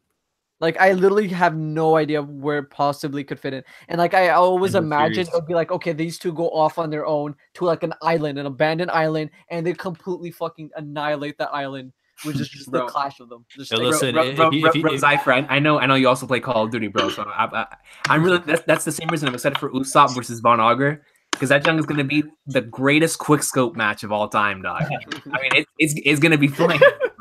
It's face versus optic, bro. Look, basically, if I can get Zoro versus Mihawk to be on the same tier, if not higher, actually no, I should say on a higher tier than Mifune versus Black Star from Soul Eater, and I can live happy, man. That's the fight. That's like one of the greatest swordsman fights you'll ever see when it comes to like shown series, man. It's a great fight. Can't deny that. It's a great fight. Yo, real quick for y'all before we all get out of here, what do y'all think is going to be is chapter 1000? Like, do y'all have any thoughts on what that chapter's going to be? How many chapters left before 1000? 71. 70. Yeah. That's crazy, bro. 70 chapters. That's crazy. Wow. I really That's want to 2 know years. what. That's at least 2 years from now, man. Yo, I mean, yeah, with the breaks, bro. Yeah, it wasn't 1000s, bro. I want, Yeah. dude. I feel like it'd be a perfect thing for like chapter 1, Luffy saying his goodbyes to Shanks, and then chapter 1000, he meets Shanks. I think it'd be beautiful. That would be I feel great. like it's gonna be Romance Down 3. Okay, so yeah, I got you. I could already, I 100% think Wano will be concluded by then because Oda has said nothing will ever be as long as Dressrosa again. So it's definitely going to be less than 100 chapters, and it's been almost what 20 plus chapters deep. Yeah. I don't know what you guys feel about this. I don't know if Oda necessarily like sets certain chapters like, oh, this has got to happen at this number. It feels like you'd be kind of limiting yourself to do it like that. Personally. Yeah. Some of the parallels, like I they might be just coincidences, are crazy to me. Like what was the chapter for the Blackbeard chapter was 925. 925, yeah. I think it was. I forgot how someone put it. It was like. I think it was. I don't remember the exact number. It came out basically. 525.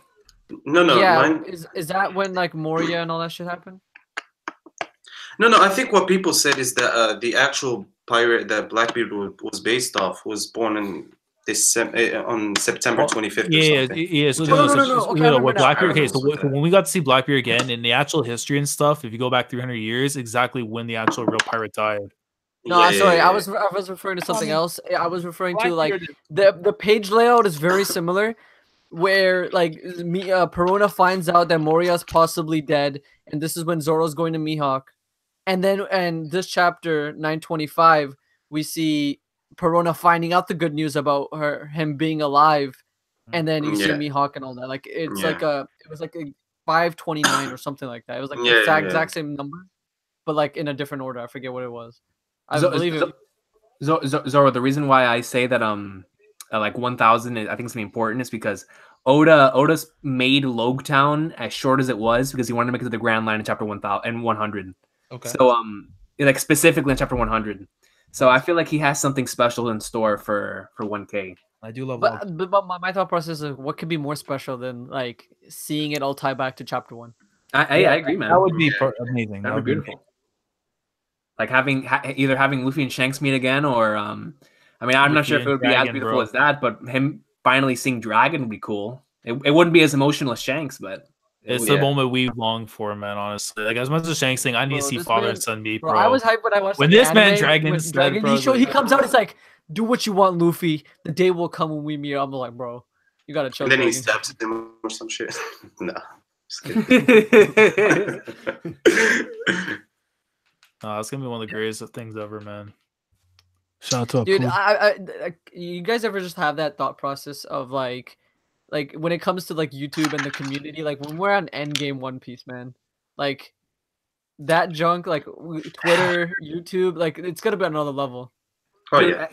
you know, whenever, at least whenever I joined the community, when I joined the community, Twitter was like in its beginning stages, dog. Like it barely existed, and like right now, it's like the second thing that I go to the most after YouTube.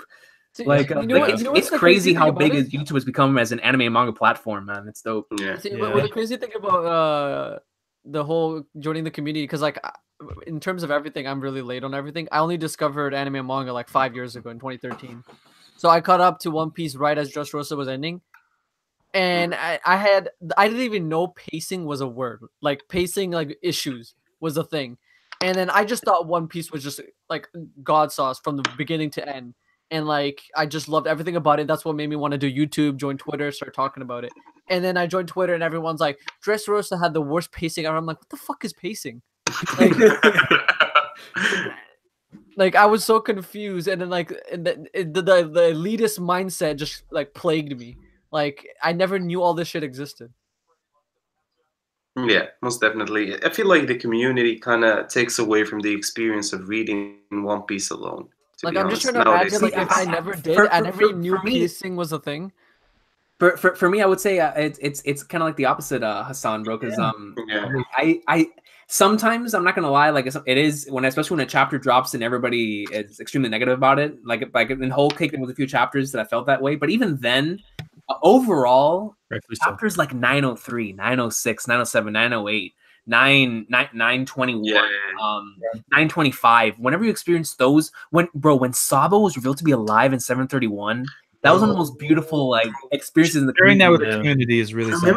Remember people used to say that in the data book, Sabo was basically dead and nobody believed it. And then I remember reading the spoilers that day, and everyone and their mother were freaking out, bro. Like it was a phenomenal. Dude, that I haven't seen ever since, bro. You know what? I don't know how anyone could have been surprised that Sabo wasn't dead after we got that one scene with Dragon holding a corpse of someone. Oh yeah, body. Who could it have been? Like, come on, it was obviously Sabo. Zoro. I feel like and it was happening mid backstory of like Sabo. The data book. I think it was data book green or something. That confirmed it. Data books. I mean, we were naive back then. I was like 15 or something. I never, unless I saw it on a panel or I never really believed it. Yeah. But yeah, it's Dude, that was a crazy back-to-back time. Like it was Law getting smoked by Dofi. The week after, we see Big Mom pull up a Dressrosa, and then you have Luffy finding Sabo in a really, really nice way, man. Right, but I agree with you with Sam Recon, man. I feel like it's the opposite for me. I feel like with a community that I can kind of share my opinion with, I feel getting in more information about the chapter, I actually learn things I didn't even realize sometimes when I do live reactions and stuff. Yeah. People point out things. There'd be so many things I would miss and not know about the chapters if people didn't give their theories. It's just super, super interesting. And sometimes people disagree or have different opinions, but I try not to let it affect me. I have mine, and I don't care if you didn't like it or you liked it and I didn't. It's just the way it is. So I try not to let other people affect what I think or how I feel about it. Yeah.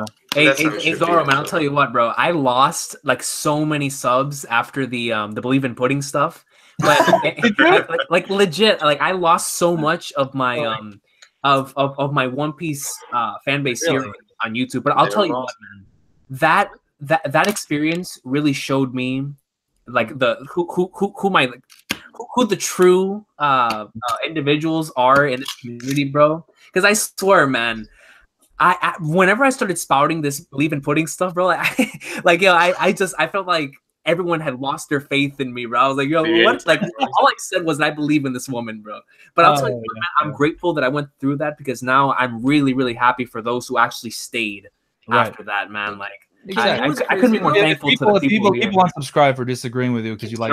King, you know what's crazy is like the reason why I always had like faith in Pudding was that one specific panel before we even I forget what chapter it was, but she literally goes onto a balcony and she thinks about Lola and how she doesn't want to be a part of this and all that, and that's all I needed. And I was like, there's something more to her, that she's not evil. Wait, what's the topic? I never we're talking about Pudding being good or bad. I never like discounted the fact that she could be transitioned into a good character. Wait, I was just always hopeful that she wouldn't be, because good or bad, or do I like her? No, like when it was happening, if we believed in her, if she was good, like when she was doing all these evil things, and you know whether or not people thought that she was ultimately good. Because I mean, like I said before, Oda's done this a million times with these females. They seem like they're evil, but nope, they're actually good because of sad backstory. Insert backstory. In terms of subs recon, I don't think I lost sub for it, but I also believe like Pudding was a good person.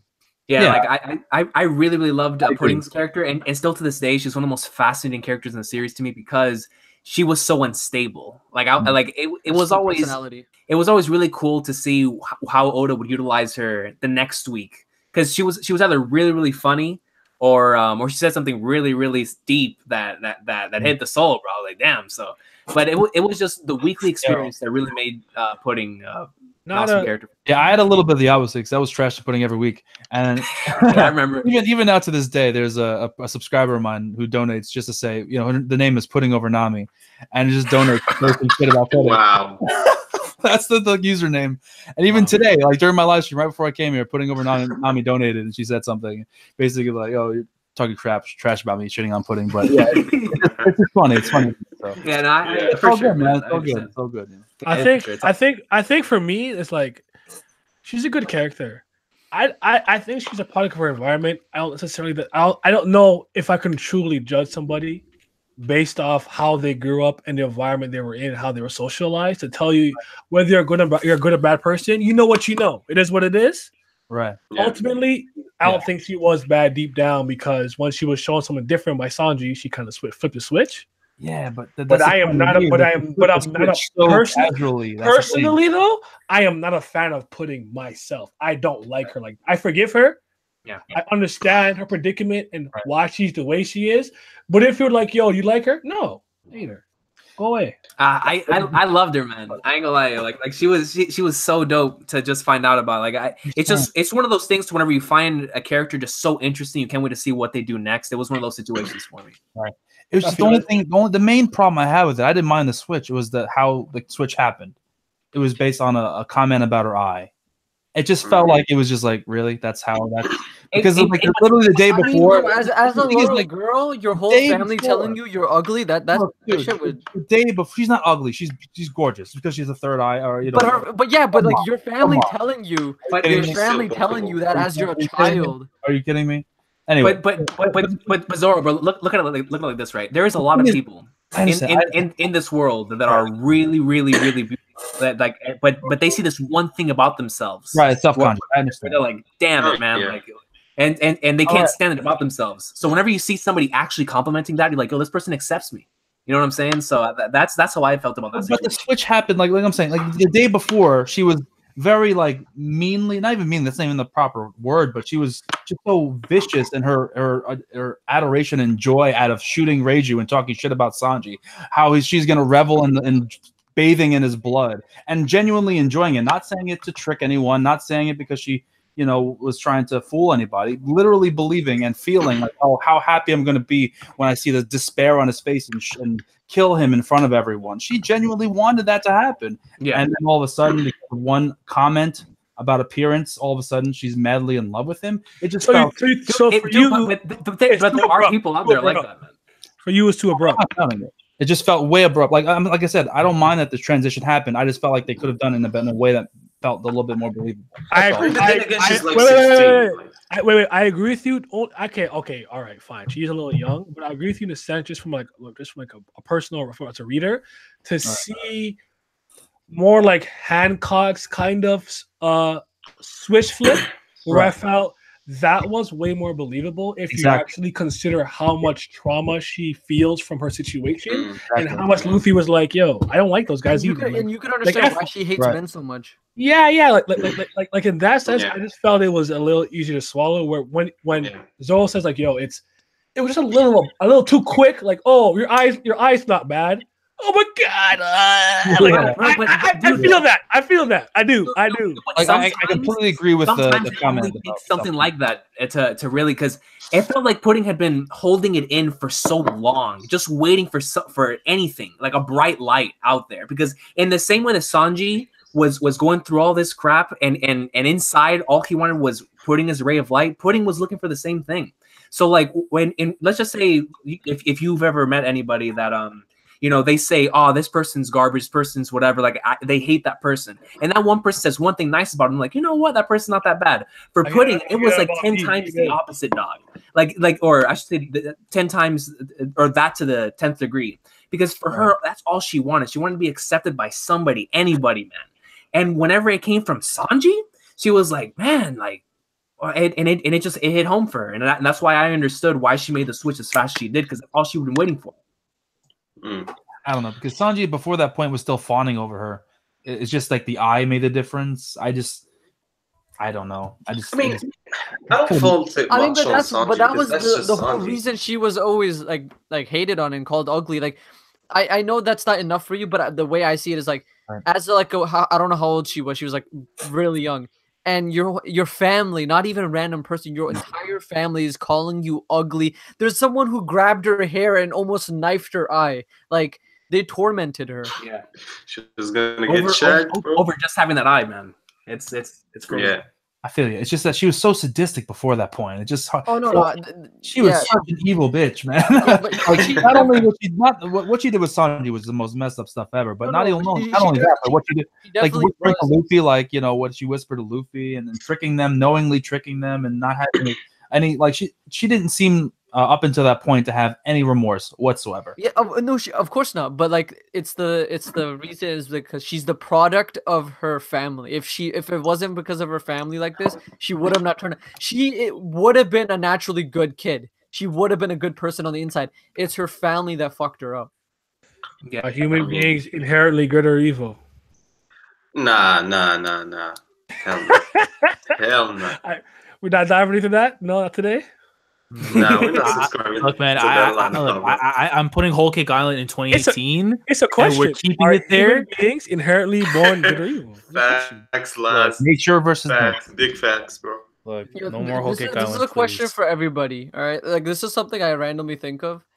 How on board would everybody be for the final chapter of One Piece? We got the entire community together of like who do like videos of like just people we know, and like all get together in person and react to the final chapter. Oh, that'll like an ultra live forever. I'll be like 38, so I'll have a gray beard. I'll be dead, probably. I'll have like an IV trip. My liver might have given out already. You know what I'm saying? So, I remember in my I can't make any promises. My liver might have given out already. I'll say this when it comes to the final chapter. Capable. I feel like when it comes to the final chapter, it's like a half and half thing. Like, I would love to be together with y'all for such an experience, but I feel like that would be such a personal experience, dog, of like the final chapter of the series you've been reading for such a long time. I feel like we'd have to read the chapter ourselves, and then in order for all of us to get together, we would have to do a discussion afterwards. But I feel like the initial read through would have to be alone, man. Because like, if that chapter is titled "The Pirate King Monkey D. Luffy," bro, I'm already gonna start crying from when it starts. You know, so the moment I start the chapter, I believe so. I could agree with that. That's a good point. Yeah.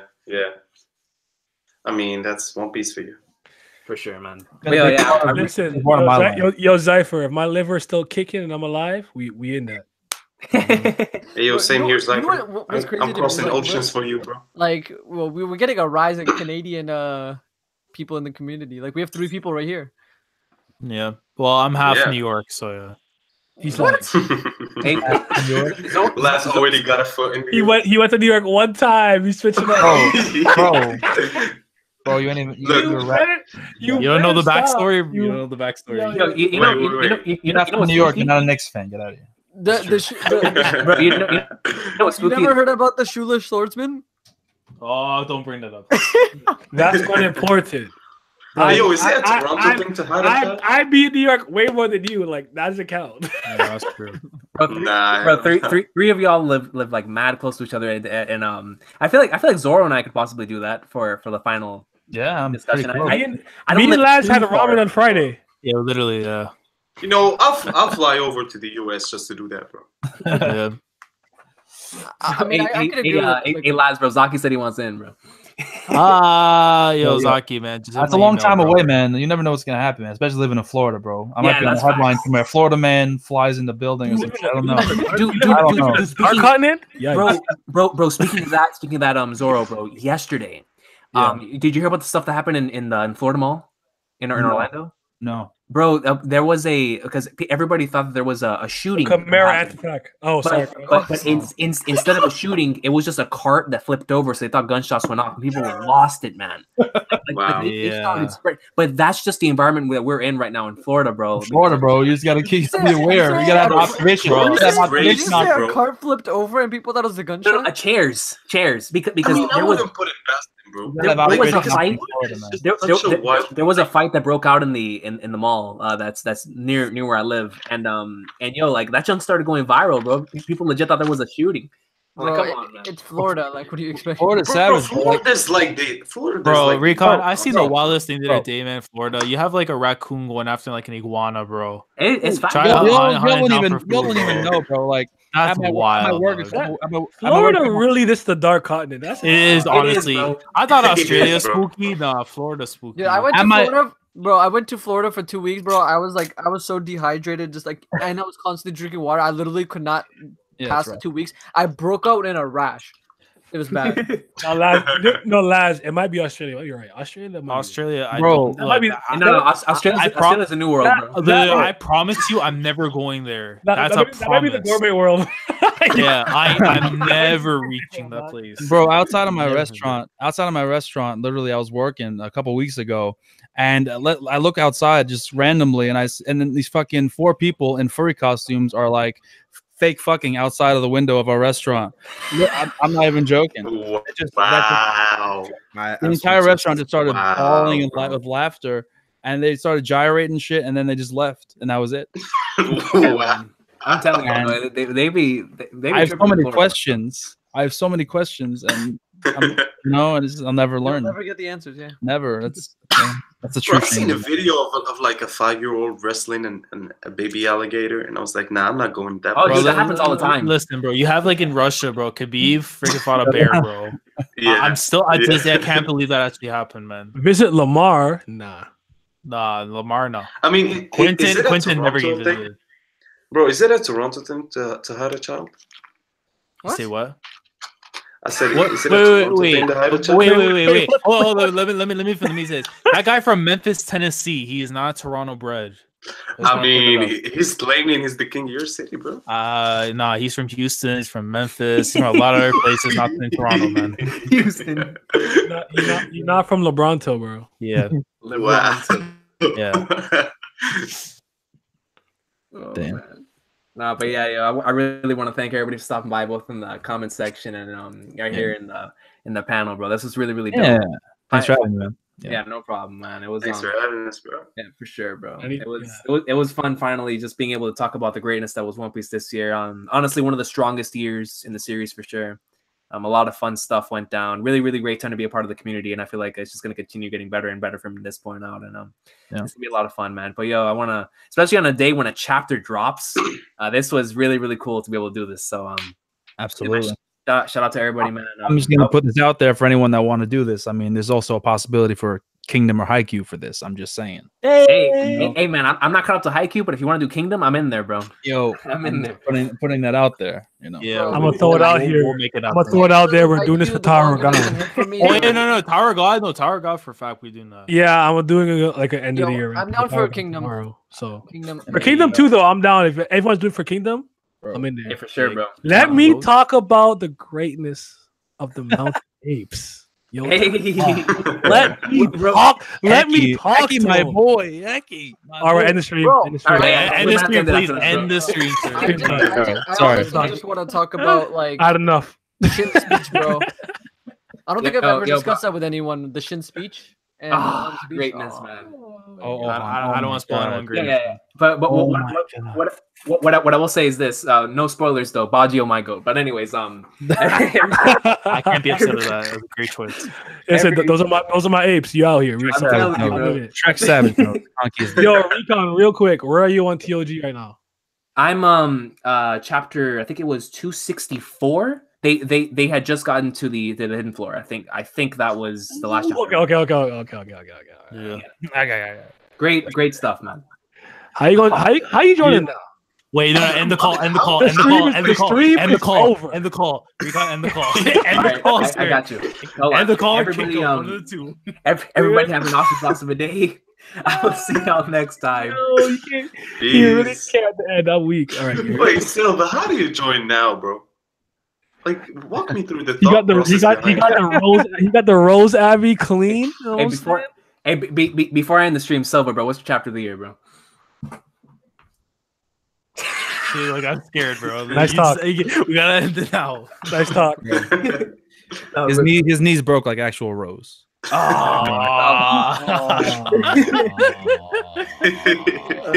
Oh shit! Gotta drink your milk, man. Yo, Don't do it like that, yo. Yo, all of you have an awesome night, man. I'll catch y'all later, Doc.